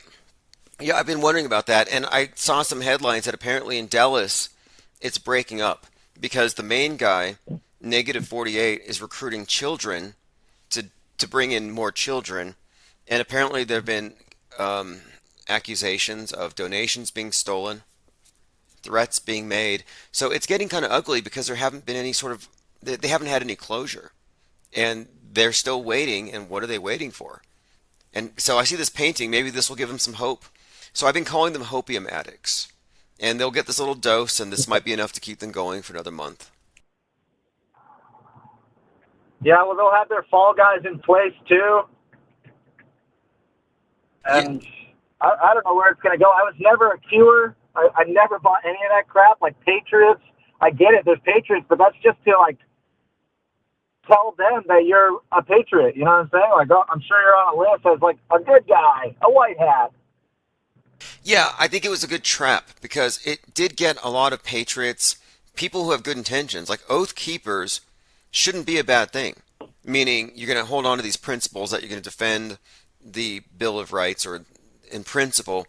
But no, they've turned every kind of, any kind of person who believes in patriotism, individualism, or America as founded. Yeah, now you're in the crosshairs of the left as somehow a Nazi, a domestic extremist. It's almost like it was a big smear campaign disguised as a political movement. And so that's why I think it's so bizarre that I see the Trumps up here with a painting of Trump as Q, and they let it up there. There's no way they were surprised by this. No way. No, it's part of the plan. You trust the plan. Trust the plan is literally just to wait until they have all their cards in a row, all their people in place, just hang out and wait. And then when it shuts down, keep waiting until the lights come back on, and then they're going to come clean you up. Yeah, I would say that's fair because during the 2020 thing, I was mostly interested in finding out what's actually going on. And we had all kinds of people checking out the empty parking lots, the empty tents. We were watching twerking nurses. We were just noticing the lack of an actual pandemic. Meanwhile, we found this out by investigation. Meanwhile, the QAnoners were saying, no, stay home. The lockdown is Trump's way of keeping you safe while they get rid of the deep state. And I'm like, well, where are they? Where's the white hats marching down the street getting rid of the bad guys? And it never materialized. But they had people on sheer hope immobilized. So I think it was there to nullify the patriots. Yeah, just to keep them in their box, in their little echo chamber of a QAnon, an anonymous person on the internet that's like a do-gooder in the government. It's like, when has the government done good, period? Good point. And I happen to think that this channel, we were inoculated against it because we had already set the standard that we don't accept anonymous sources. And we started treating every single teleprompter as an anonymous source. So some guy reading the news isn't necessarily the guy who has the information. And so that level of skepticism and raising our bar that high kind of inoculated us against falling for this hope that this anonymous voice wasn't working for the other side. Well said. Anyway, I appreciate the call very much, and yeah, call back anytime. We're going to do this nightly, open phones. And yeah, I want to get that Charles Manson interview, or I want to look that up when I get home. But, yeah, okay, great. We're keep doing up the good work. Yes, we're doing a lot of stuff on Charles Manson, so anything you dig up will be appreciated. Oh yeah, I definitely think George Bush played him in one of those roles, and I think they kind of take turns. They just like switch faces around, and yeah, I'll speak on that. I'll speak on that because there is something to that. All right, appreciate the call. Have a great night. All right, thanks, Tim. Okay, so we were last night we were listening. Last night we were listening to George W. Bush and comparing him to Charles Manson, and it sounds the exact same. And people pointed out that the tattoo seems to move. It seems like a different actor had been playing him at different times. So, you know, I considered, well, maybe this is what the deal is. If you've seen the movie The Village, this will all make perfect sense to you. In the movie The Village, you have a commune, which is what the village is. And in this Amish-style community, you have these people who are living off the grid, and they don't know it's the 20th century. Well, their children don't. The elders, and notice the name elders. It's the Saturnian cult that runs this place. The elders keep the children from leaving the village by convincing them that outside of the village you have monsters. So they don't go outside the village. Anyway, spoiler alert. The ones who see through their fear matrix escape. One of them is the village idiot, and he's amused by the propaganda because they do drills. They do lockdown drills where they have to hide in the basements and the monsters come kick the doors, just like they do in the schools with a bowl cut shooter rattles the doors. Well, the ones who see through it, the village idiot entertained the blind one. She can't see, so she's not terrified by these supposed monsters, and the other guy's a critical thinker. So they're the ones who kind of escape the village. And it's all based on fear. But anyway, there are monsters in the woods. And the monsters are the elders wearing costumes. So the elders pass on these costumes like it's like a tradition. So now they have to find out, well, who among the next generation are going to put on the monster costumes and continue the charade. So they had to pass the charade on. And of course, the character played by Joaquin Phoenix and the other one had to decide, are we going to continue to maintain the charade or are we going to exit? Because once you know about it, you can't stay unless you're complicit. It also has an interesting Garden of Eden tie-in because they're warned not to go where the forbidden color is because they've surrounded the village with bushes that have red berries. So red is the forbidden color. And if you go through that, you'll find your way out of the habitat that they're in. So the interesting connection there is the red pills. Red pills get you out of the village. Red pills are forbidden. The forbidden fruit, the Garden of Eden with the Elohim instead of the elders. And once you know that it's all a hoax, you can't be enslaved, so you have to go. So they're kind of cast out of Eden. So there's sort of another context here.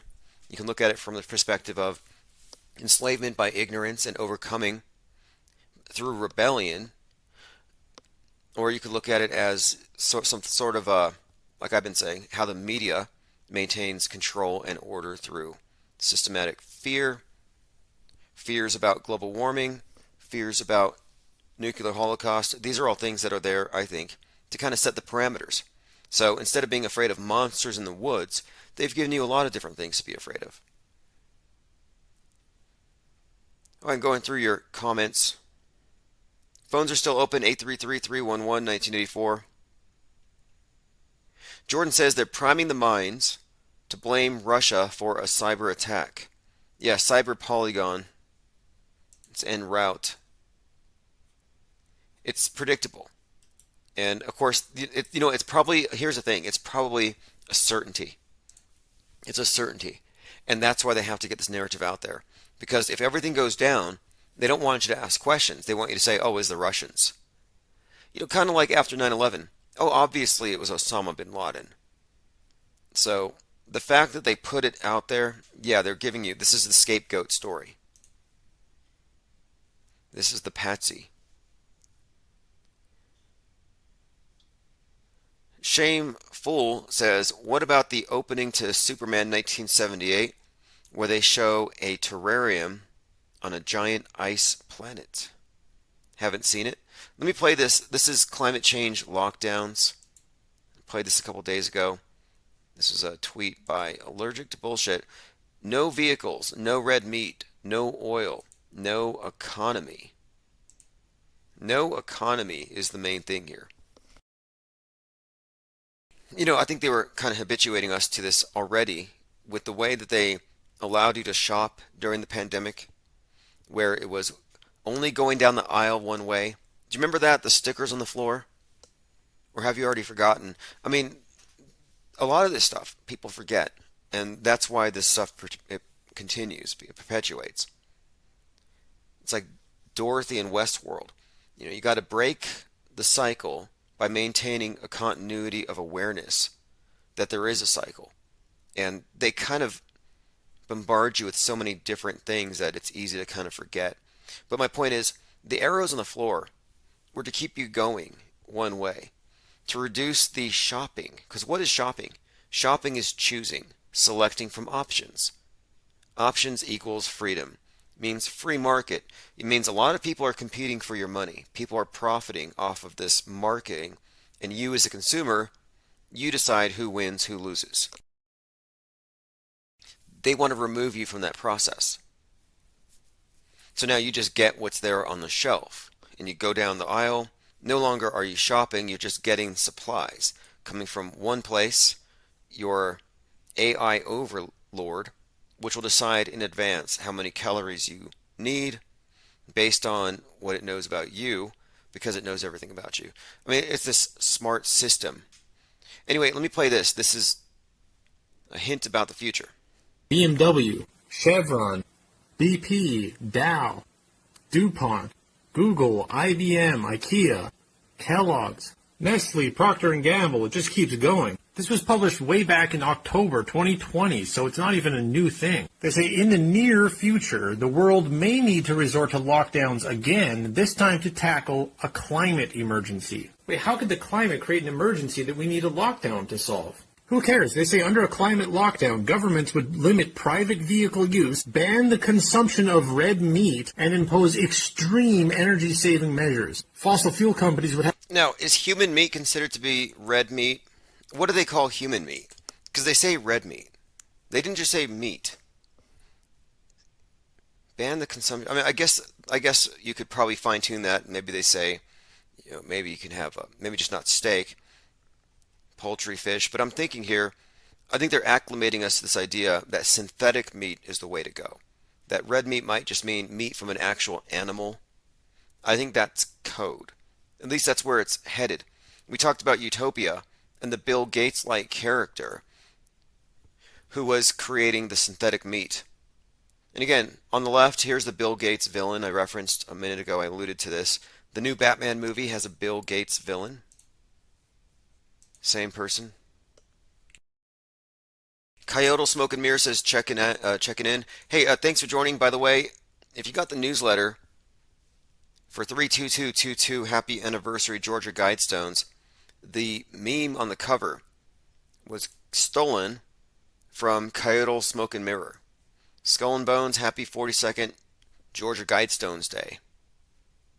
Again, it's sort of a holiday for the Skull and Bones Society. That's why I've been saying happy Georgia Guidestones Day.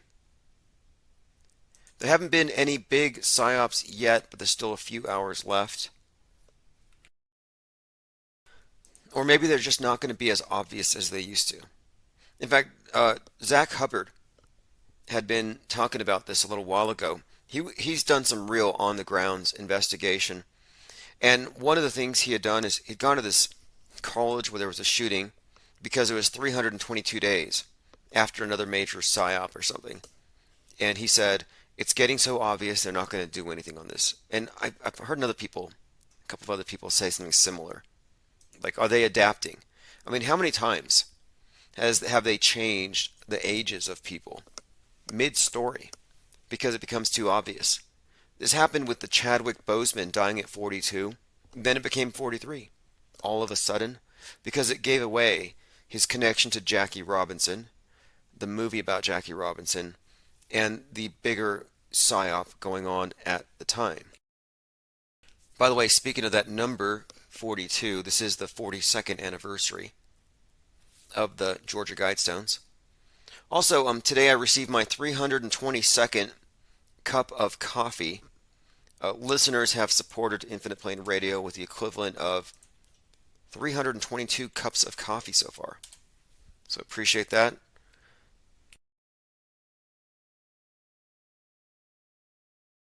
All right, let me see here. Shameful says, we know how to preform cold fusion in certain communities so energy won't be a problem. You should look into mud fossils and the works of Velikovsky. Okay, I'm very interested. If you want to send me any links, post them here. Email me, timosman007@gmail.com. Tweet them at me, drop them in Discord. Happy to go over it. The mud flood topic. I mean, it's a very interesting topic. It goes in a lot of different directions. It's not one of these things that you believe in or don't believe in. To me, it's about considering the evidence. It's always interesting to do what I would call retro auto-hoaxing. And what I mean by that is not assuming that everything that is set in stone has been thoroughly vetted and is trustworthy. Where you can pick up a history book and use it as an argument from authority. So it is written. No, you can't, any more than you can pick up a newspaper from last week. Oh, the LA Times from September of 2001. So it is written. No, sorry. It doesn't work that way. If you look at the screen, you can see Albert Einstein giving or receiving a Masonic handshake from what appears to be a judge.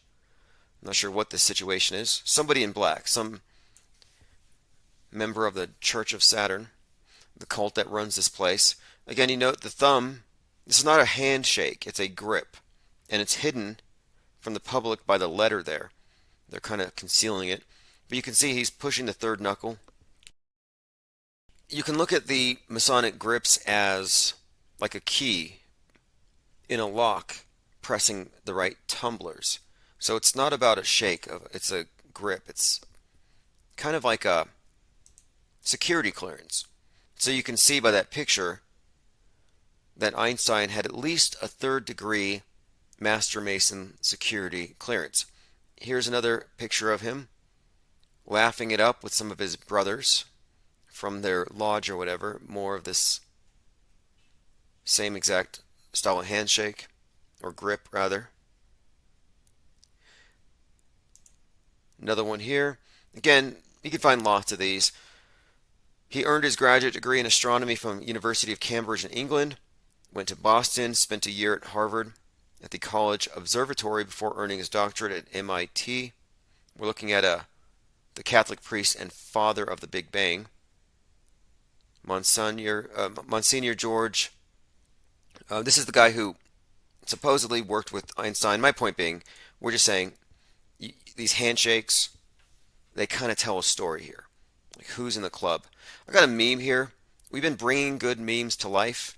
One of the things we do at the Discord server with South Pole is we take memes and we bring them to life. So here is a meme I found of your average I stand with Ukraine NPC.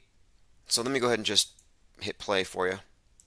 I have depression, anxiety disorder, and I'm confused about what gender I am. I'm imploding in serious debt. I waste all my money on weed and Star Wars memorabilia. I have almost no impulse control. control I have in learning how to put the Cheetos bag down. Now, here is how I'd like to defeat Russia. All right, it sums it up. So if you didn't understand all of that, basically he rattles off everything that should disqualify him from consideration when we're trying to find somebody to tell us how to deal with Russia. But, these are the same ones who would, look, I have depression, anxiety disorder, I'm confused about what gender I am, unemployed, serious debt, I waste my money on weed and Star Wars memorabilia, I have no impulse control, and I haven't learned how to put the Cheetos bag down. Now, here's how I would defeat Russia. And they say it with a straight face every single time. A couple more things I want to bring up here. Another meme that we've brought to life. This one is NPC Killer. Infinite Plane Radio. Hey, Tim. Hey, what's live? up? Hey, what's up, Cole? Yes, we are live. What's on your mind? Hey, it's Jack Burton 33. What's going on? Just going through. Hey, it's Jack Burton 33. Oh, yeah. Jack Burton 33. Awesome. Good to hear from you. Yeah, no problem, man. Well, today I was wanting to call you. Go ahead. Go ahead. Yeah, go ahead, it's Tim. the 42nd anniversary of Georgia Guidestones. That's the main topic. But what were you calling on? Oh, I was just gonna. I was gonna mention the Restless Bear that called in. One of the callers said that she was more accurate than 99%. I'm gonna go 100%. I can't meet anybody that's on the level that we are that listen to the show and that are in the chat constantly. It's ridiculous. Yes, and you're referring to her call Absolutely about ridiculous. about dating normies, or how do you want to draw a line? Don't date normies. I can. I was going to tell her that. Go ahead. I can kind of understand the reticence there. Why would you date someone who's very religious if you were an atheist? And if you look at the media today as becoming the state church, you are kind of looking at a whole lot of people who are more or less religious. And if you're kind of irreverent, it does kind of create friction. It does, yeah. You can't have anything in common. And certain topics, normies will kind of meet you halfway or kind of agree with you. But there's most of the stuff, when I talk to people that are normies, the death faking, they look at me and run away. I mean, I've even had, some talk about flat earth and about, how there's no curve and they'll kind of look into it or think about it. But you start saying the death faking stuff, that freaks people out, man. Oh, yeah. Big time. I've noticed that 100%. It does. And deep faking, you could talk about deep faking and they'll say, I saw that meme where you can't tell if it's Tom Cruise or someone else, but tell them that they've been deep faking for 40 years. And they can't, right. It requires a paradigm shift. It really does. And, yeah. Even ones that I know that were drinking the Kool-Aid, and the CGI, Joe and stuff like that, and Anderson Cooper, fading it out, fading it out.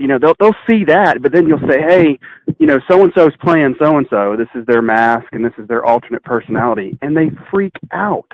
They can't take it. They never can, never, 100%. It's the weirdest thing, man. Well, it's just so strange. And most of their TV shows and movies, these actors play multiple roles, don masks. They're playing 6 characters, and they look legit, and they still just can't grasp it.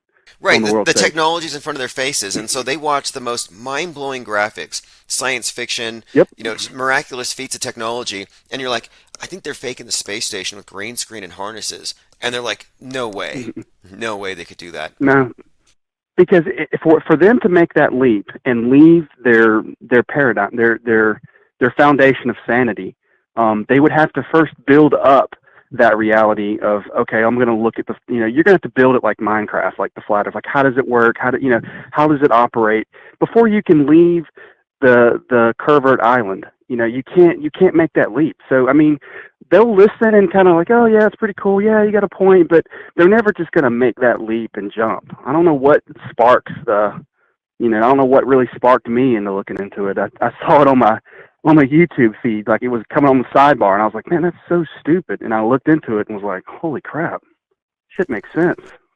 It's fascinating how blew many. my mind, But look how many movies where you have a character who's surrounded by complicit liars or people who are just programmed, like Truman in the Matrix, or Truman in his Truman Show, Neo in the Matrix, Dolores in Westworld. All these, I reference these characters because I think these are also sort of a metaphor for how, the average person is in the world of hypermediation. And it's like, I kind of think they're telling us to our faces that we're kind of caught up in some kind of a mental prison. And, it's not far-fetched when you look at the structure of a doomsday cult. And I would contend that we are in a global doomsday cult where they convince most people that the world's going to end, and that changes the dynamics because now you have the group huddling beneath a leader who's a misleader. So once you have that fear dynamic, it changes everything. Absolutely. Yeah, I guess it shuts down your rational thinking. Yeah, you're controllable, you're malleable. Yeah, exactly. And going back to the death faking, I would sit people down and I would start with like the basics, like the Alex Jones, Bill Hicks. To me, ODD, his video on that, I start them out with that. It's so obvious. And then, moving into like Ron Goldman and Gavin Newsom. Because, Gavin Newsom's relevant for the past 2 years of, harassing the Californians, but they just don't get it. That is such a massive leap. I've noticed that 100%. And the one thing that drives me like nails on a chalkboard when I talk to people is the whole thing about like nobody died at most of these events. It's like you said, they want it. It's like, hey, that's bad news. It's like, no, it's good news. It's just good news that nobody died. And here's the proof. And they just freak out. Yeah, what we're saying here is that they're using high-tech propaganda and they fake death tolls. And you tell people this and you think they would say, oh, thank God, I thought 50 people got shot. And no, instead they say, how dare you? How dare you? What about their families? And it's like, I just gave you enough information and you're choosing to go with a darker narrative.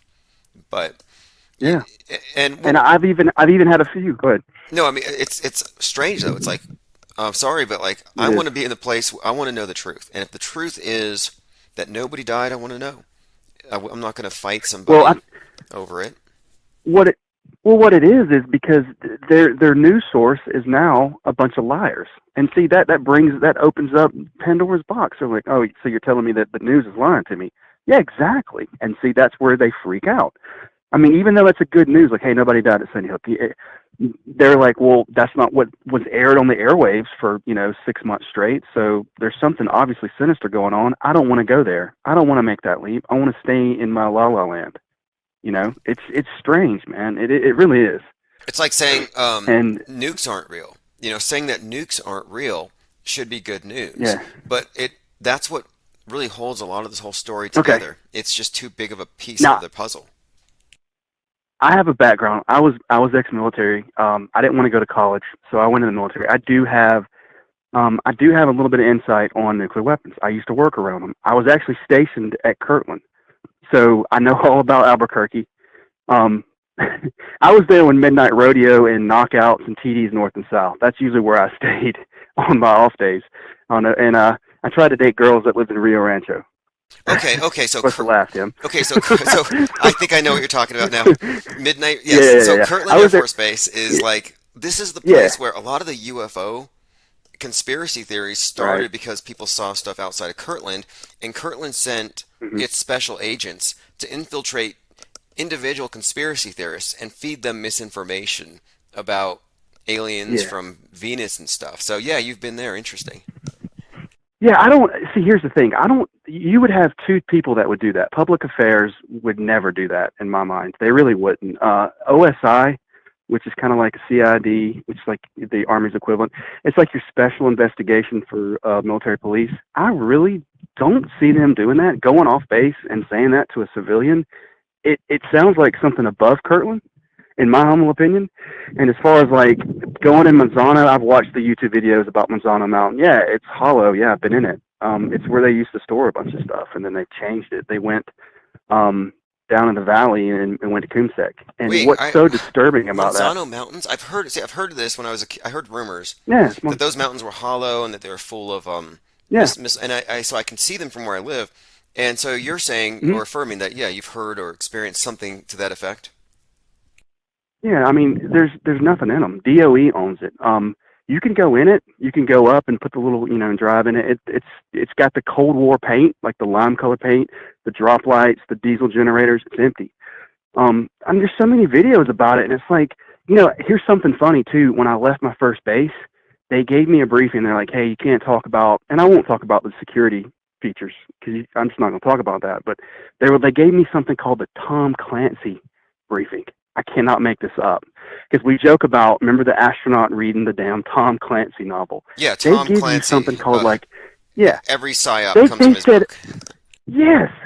And they said, hey, Tom Clancy's guilty of spreading. I'm like, well, go get him. Like, you're telling me, like, hey, don't say anything, and I won't.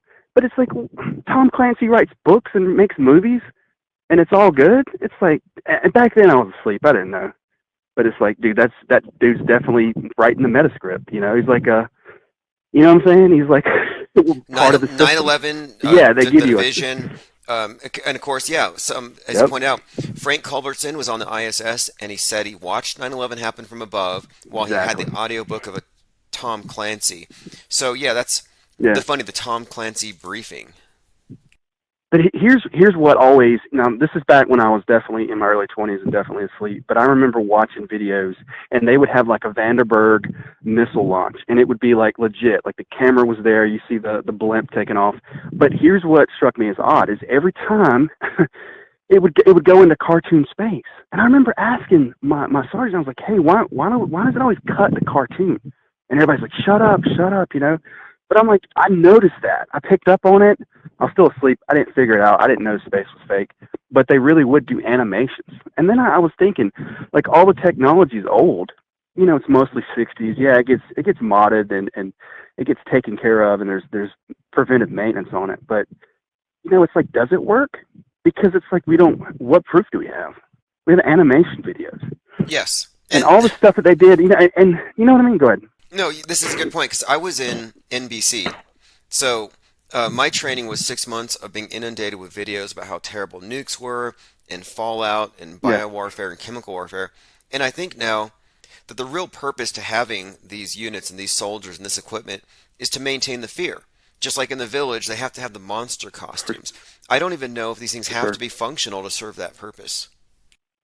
I don't think so. I think what the biggest threat is your airborne inhalation threat. If I'm telling you, if they did put some type of like DU or something, or some type of weird metal, and it powdered and you ingested it, then inhalation is real. It's not that's legit.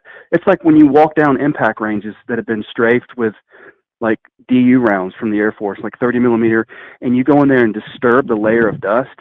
That inhalation will affect your lungs. It will make you sick. It will cause cancers. I do believe that. I don't think that's a conspiracy. But as far as like the Sarah Connor on the fence and your skin burns off like in T2, I think that's total Hollywood. Totally, I do not see that one bit. Now, I'm glad you brought that up, because there's a ton of predictive programming that always points at mostly Seattle. But a lot of it is about this idea of this big, terrible nuke coming. We've been prepared for it for so long. I mentioned James Cameron in The Terminator. So it's like this inevitable thing that's going to confront us at some point. And just recently, they moved 1,800 Amazon employees out of downtown Seattle because they said crime wave. Yep. And I think they could probably fake it. They would need to use some kind of more mundane munitions and some CGI enhancements for the TV. But I don't think it'd be hard to fake a nuke necessarily. I don't think it'd be hard to fake anything. Just knowing what we know. I mean, even going back to when Doolittle firebombed Japan. I mean, you would think those guys were pretty legit, and you couldn't psych them out or fake them out. But I mean, everybody's been faked out. It's because it comes from a position of authority, and people submit. And we've been trained, K through 12, and then college, to just submit to authority. It doesn't matter. I agree with you. They're probably going to do an EMP and say, hey, your phone's down because of this, and then show some CGI. That's good enough. But, it's like, I remember when, Commander Lou was talking about his, when he was in the Cold War and stuff. Yeah, when I was in it, and I could physically see it and look at it, and sometimes you can't even tell what it is. I mean, it's real. It's physical. It's there. People are working on it. And I made a comment. They run convoys in the middle of the U.S., and all they're doing is just day-to-day operations. It's nothing sinister. It's a bunch of people just doing their jobs. And, if you see like the blue trucks and like, Humvees or whatever. Dude, we did it all the time. It's not a big. I think people kind of overreact now because everything's so nutty and crazy. But man, they've been doing it forever. Well, it's You know what I'm because of saying? I people mean, like Tom Clancy, their books. They use the Yeah. entertainment media, they use the books to populate the imagination with scenarios that are actually impossible. So we get 6 months of training or whatever to learn about this or that threat and how to combat it. Meanwhile, you have a lifetime of propaganda to convince you this thing exists in this specific way. And it's such a Sure. consistent Yeah. pattern. You know, I mean, you look at Netflix and it shows you what's going to happen next with regularity. So nukes are apparently on the table Yeah. next. And that's the thing, you know, I'm just an average guy. There's so many people that have been in the military, just like me and you, have been there 4 or 6 years or 20 years. There's so many people that been pushed through it. It's compartmentalized. They have terms. Like, you remember the movie Broken Arrow? So Broken Arrow is actually a term. You just can't key up on a radio and say, hey, man, we lost a nuke. You can't do that, okay? You have to use, like, you know, terms. And that movie is accurate because when you steal it, it is called a broken arrow. But they should have changed the movie because once you steal it and then use it on, you know, like another person or like use it domestically, it turns into the term nuke flash. So they should have changed the movie title. Yeah, it starts out a broken arrow. Yeah, they have Interesting. terms Okay, like dull okay. sword, bent spear. Yeah, they have terminology. You probably know in the MPZ, like you just can't say stuff over the radio. They have to, you know, but it's like, I know general stuff like that. There should be so many Americans that know that. There's so many people that go through in the military that should know that. I don't know why nobody calls in. Let me bring and this says one it. up. The idea too. Okay, so like 9/11, you know, you look at the $20 bill folded up, it looks like the Twin Towers burning. Yep. It's been pointed out that the $100 bill looks like a space needle with like a burst above it, like an EMP burst. So it would be much easier to do a high altitude fake nuke because then you don't have to explain the lack of the spectacular thing on the ground, and then you have a wider radius of EMP. So you have this EMP burst that goes wider, goes farther because the thing's higher up. And so I'm kind of expecting there to be some kind of blackout in the Pacific Northwest. That's kind of what I'm expecting. Yeah. And I don't have my hopes up for spectacular graphics. I mean, what a letdown COVID was. No. And look how it just shut everything down with very little visual Yeah. evidence. But I don't think I don't think a blackout would last very long because that's their control mechanism. So the longer, you got to think, in my mind, the longer they black out, the more people are going to wake up and go, what are we doing? Like, what have we been doing? Oh, yeah. As long as they're Yeah, hooked to good the point. device, you know, yeah, it would be a limited, for sure. Yeah, because they need to reapply the brainwashing. And this is kind of why I said earlier. Absolutely. This is why I said earlier that Biden emphasized that Russia is about to do some kind of revenge cyber attack. Why would he put it out there in uncertain terms that Russia is about to do it? I think it's because something's going to go down, and they want to make sure that we all have the right interpretation. Yeah, I mean, why are we privy to that information? That's so ridiculous. It's such a ridiculous show right now. It's like, you know, why would you tell your adversary? Like, if you're locked in a battle, why would you televise your move? Or, you know what I'm saying? Like, why would you do that? That's so stupid. Anybody that's been in the military is like, what the hell? You don't do that. Yes, clearly. Yeah, like, why are we getting exactly. briefings on that? Yeah, we're being told what to Yeah, I mean, expect, and it's, you know, to me, I look at it as they're all same team behind the curtain, and they're fighting for our benefit, and it's such a clown show.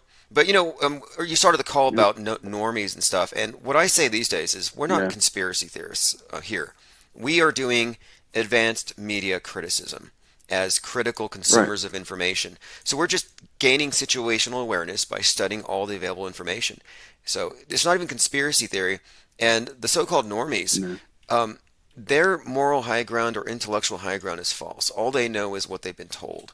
So I'm going to continue, you know, to dissect news on this level and continue to raise questions and not believe something without an attendant burden of proof.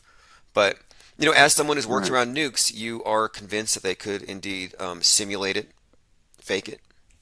Yeah, I think they could simulate it. And as far as like what would be like a legitimate thing that would come off of it, I would say like inhalation of some type of aluminum or DU or something like that. I mean, that's been known to do things. Okay, so if they say as far as like, there was a nuke and there's fallout, you have to wear a mask. You think that could be they could have a lockdown, you think, You must lock down because of fallout. Because one of the things that when I was in the Army, it was about decontamination. And one of the things the worst things you could do is spread it around unless it's been decontaminated. So they could use that as another lockdown mechanism, just like with the... Exactly. I went to Korea and I did my anthrax and I did my MBC and I sucked rubber for a whole year. So we had the bleach buckets, the Sim9 tape. We did all that, man. And like when you were talking about early on COVID, I was like, Tim's spot on. Like if this was real, dude, we wouldn't be doing, like you said, car washes would be full operation. It was so evident at first. It was like, dude, come on. People are not going to be buying this. Where are all the people who have served that are like, oh, this is bullshit? You know what I mean? Like even in the military, when we were just going through the motions and doing, training and stuff, it was way more intricate than this is supposed to be real world. Oh, at a minimum, look, okay, so the world's going to end. It's a critical problem, so we all have blue buckets to put our recyclables in.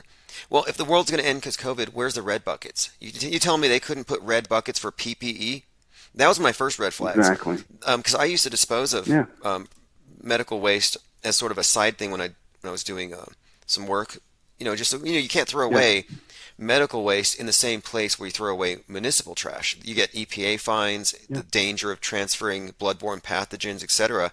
So somebody's mask with some kind of contagious thing that they say could kill you, that should go in a red bag. Yeah. And no, it just goes in the regular trash. I use that too. Yeah, I use the same thing you were saying. I've used all that, and I get this blank stare. Like, oh shit, that's a good point. It's just everybody's going through motions, man. It's a LARP. It's an actual LARP, but the normies don't want to call it a LARP because it terrifies them to know that life is a LARP, and that they're the people who they look up to get their information from are pretty nutty, and I think that scares them to death. I think what it is, comfortable lies versus uncomfortable truths. I mean, it's yes, yeah, exactly. I've been saying, I mean, on this channel, it's like we're comfortable with question marks rather than accepting false explanations. False explanations are all they have, and that can keep you in a very small, safe, comfortable echo chamber. Yeah, I mean, the people who listen to this channel and I'm not really a digital guy. I don't have a digital footprint, but I've been in the chat before. But like, hey, man, we are the tip of the spear. I mean, it's like Zareth and Lickety need to stop the bickering. I mean, stop it. Y'all make up because, listen, it's like WrestleSpare calling in 99%. No, we're 100% smarter than everybody out there. I've never encountered anybody that listens to the channel in my area that I've had dialogue with or talked about things. Dude, it's kind of frightening. It's like, who are we? You know what I mean? And hey, you're leading the way. You're we used to say tip of the beak, tip of the beak, because the penguin motto or mascot rather. But tip of the beak because the penguin's at the very edge, the fringe, the bottom of the ball, whatever it is. And if it's looking 180 degrees from center, then the furthest extreme you could go would technically be the tip of that penguin's beak. Yeah, and they're all wearing tuxedos. Yeah, we need some type of penguin handshake or some type of blue wrench tattoo to where we could spot a person, We kind of do like a wrench handshake. There might already be the Masons are always throwing their little... Yeah. Yeah. No, actually, dude, seriously. for some time, I was getting a lot of wrenches, like blue wrenches, sent to me, mostly anonymously. I have a collection of big plumber wrenches. Like if I needed to have a mob go out with, we got the wrenches to do the damage or take apart something.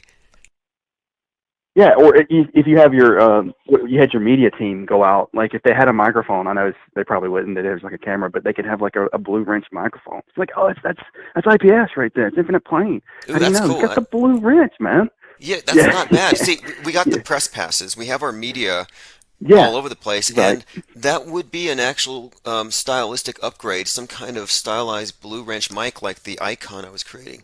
I have a reporter penguin icon. Good idea. It kind of looks like a Bident. What do you call it? What is not the Trident? Yeah, but the Bident. It does. The blue wrench. It kind of looks like a Bident. Yeah, yeah. I saw that. I'm like, it looks like Pluto's Bident. It does. Yeah. Awesome. But it's blue. Hey, appreciate the call very much, and definitely we are man. Onto something here. Tip of the spear, advanced media criticism, and Absolutely. So yeah. we're going to keep this going, and thanks to people like you Yeah. and everyone else in the chat who just keeps the conversation going. It's a Yeah, man. I mean, non-stop seriously. endeavor here. Yeah. Hey, thanks for taking my call, Tim. Hey, keep up the good work, man. I appreciate it, man. Awesome. Thanks. Have a great night. All right. Excellent. Appreciate the call very much. And I'm going to have to take a closer look at the nearby Monzano Mountains, which are likely hollow. Let me play this clip here. This is NPC Killer, another one of these memes we brought to life. This one, I believe, is... When I tear off your mask, you die. When I tear off your mask, you die. When I tear off your mask, you die. When I tear off your mask, you die. When I tear off your mask, you die. And this is from a meme where you have an individual asking an NPC, if I take off your mask, will you die? And his answer is yes. Of course, that didn't happen, but a lot of them believed it. They really believed it. It'd be like literally just taking off their immune system. You just took off my immune system. I'd be walking down the street, I'd see masks on the ground, and I'd be looking for bodies. I'm like, there's no way somebody lived and made it more than 50 yards from where they dropped their mask. The body should be close by. And I looked and I never saw them. It's almost like it was just a security blanket. A security dirty sock for the face. Yeah, a dirty sock on your face will protect you from the devil.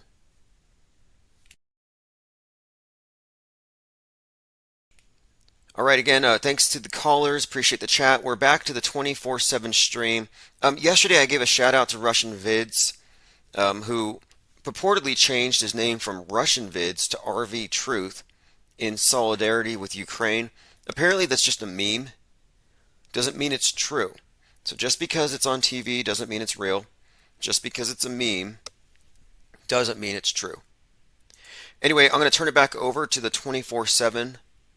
Get on the text message alerts and the newsletter. So if you miss this, it's going to replay on the other channel. Probably not too far in the future, maybe a couple hours from now.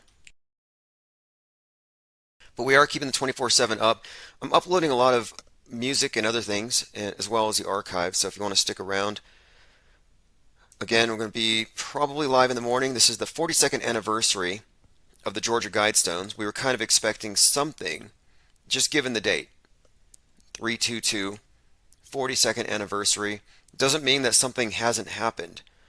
We just haven't been privy to it. If it has, anybody hears anything, hit me up in Discord, and if it's big enough and worth talking about, we will discuss it live. Anyway, thanks for joining. This is Chief Crow and the Flat Earth Worms, Auto Hoax. I'll put a link to the track below. It's on Bandcamp, so you can download it. Play it while you drive. It cures road rage.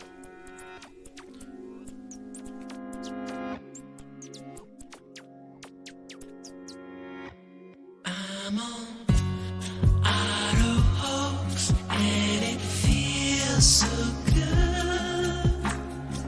You just auto believe everything like I knew that you would.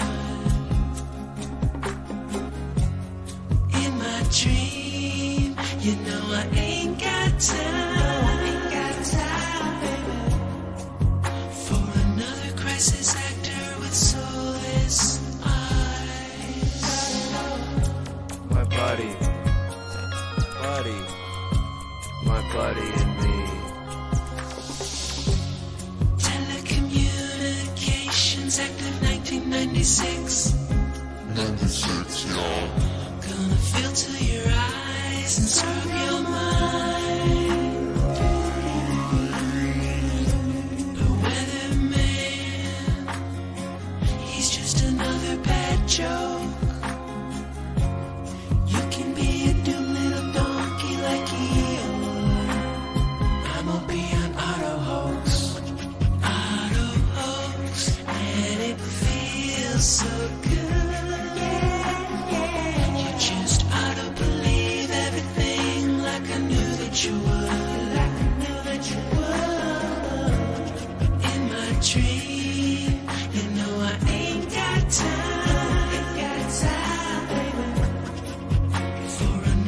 Crisis actor with soulless eyes. Ain't got no heart.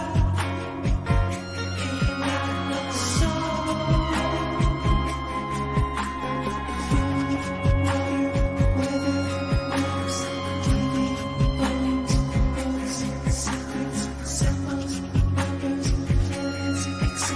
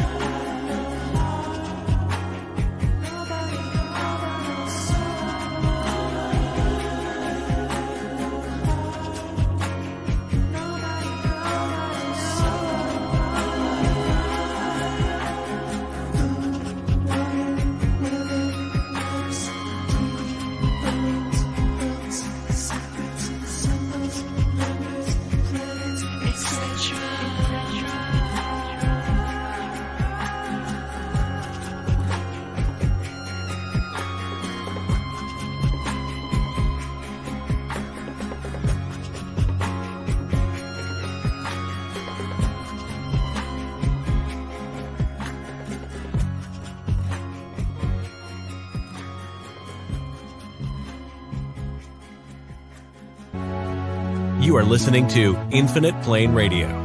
Stick around for live call-in shows. Stay for the music and recent replays. Join us at infiniteplane.live for 24/7 live chat with other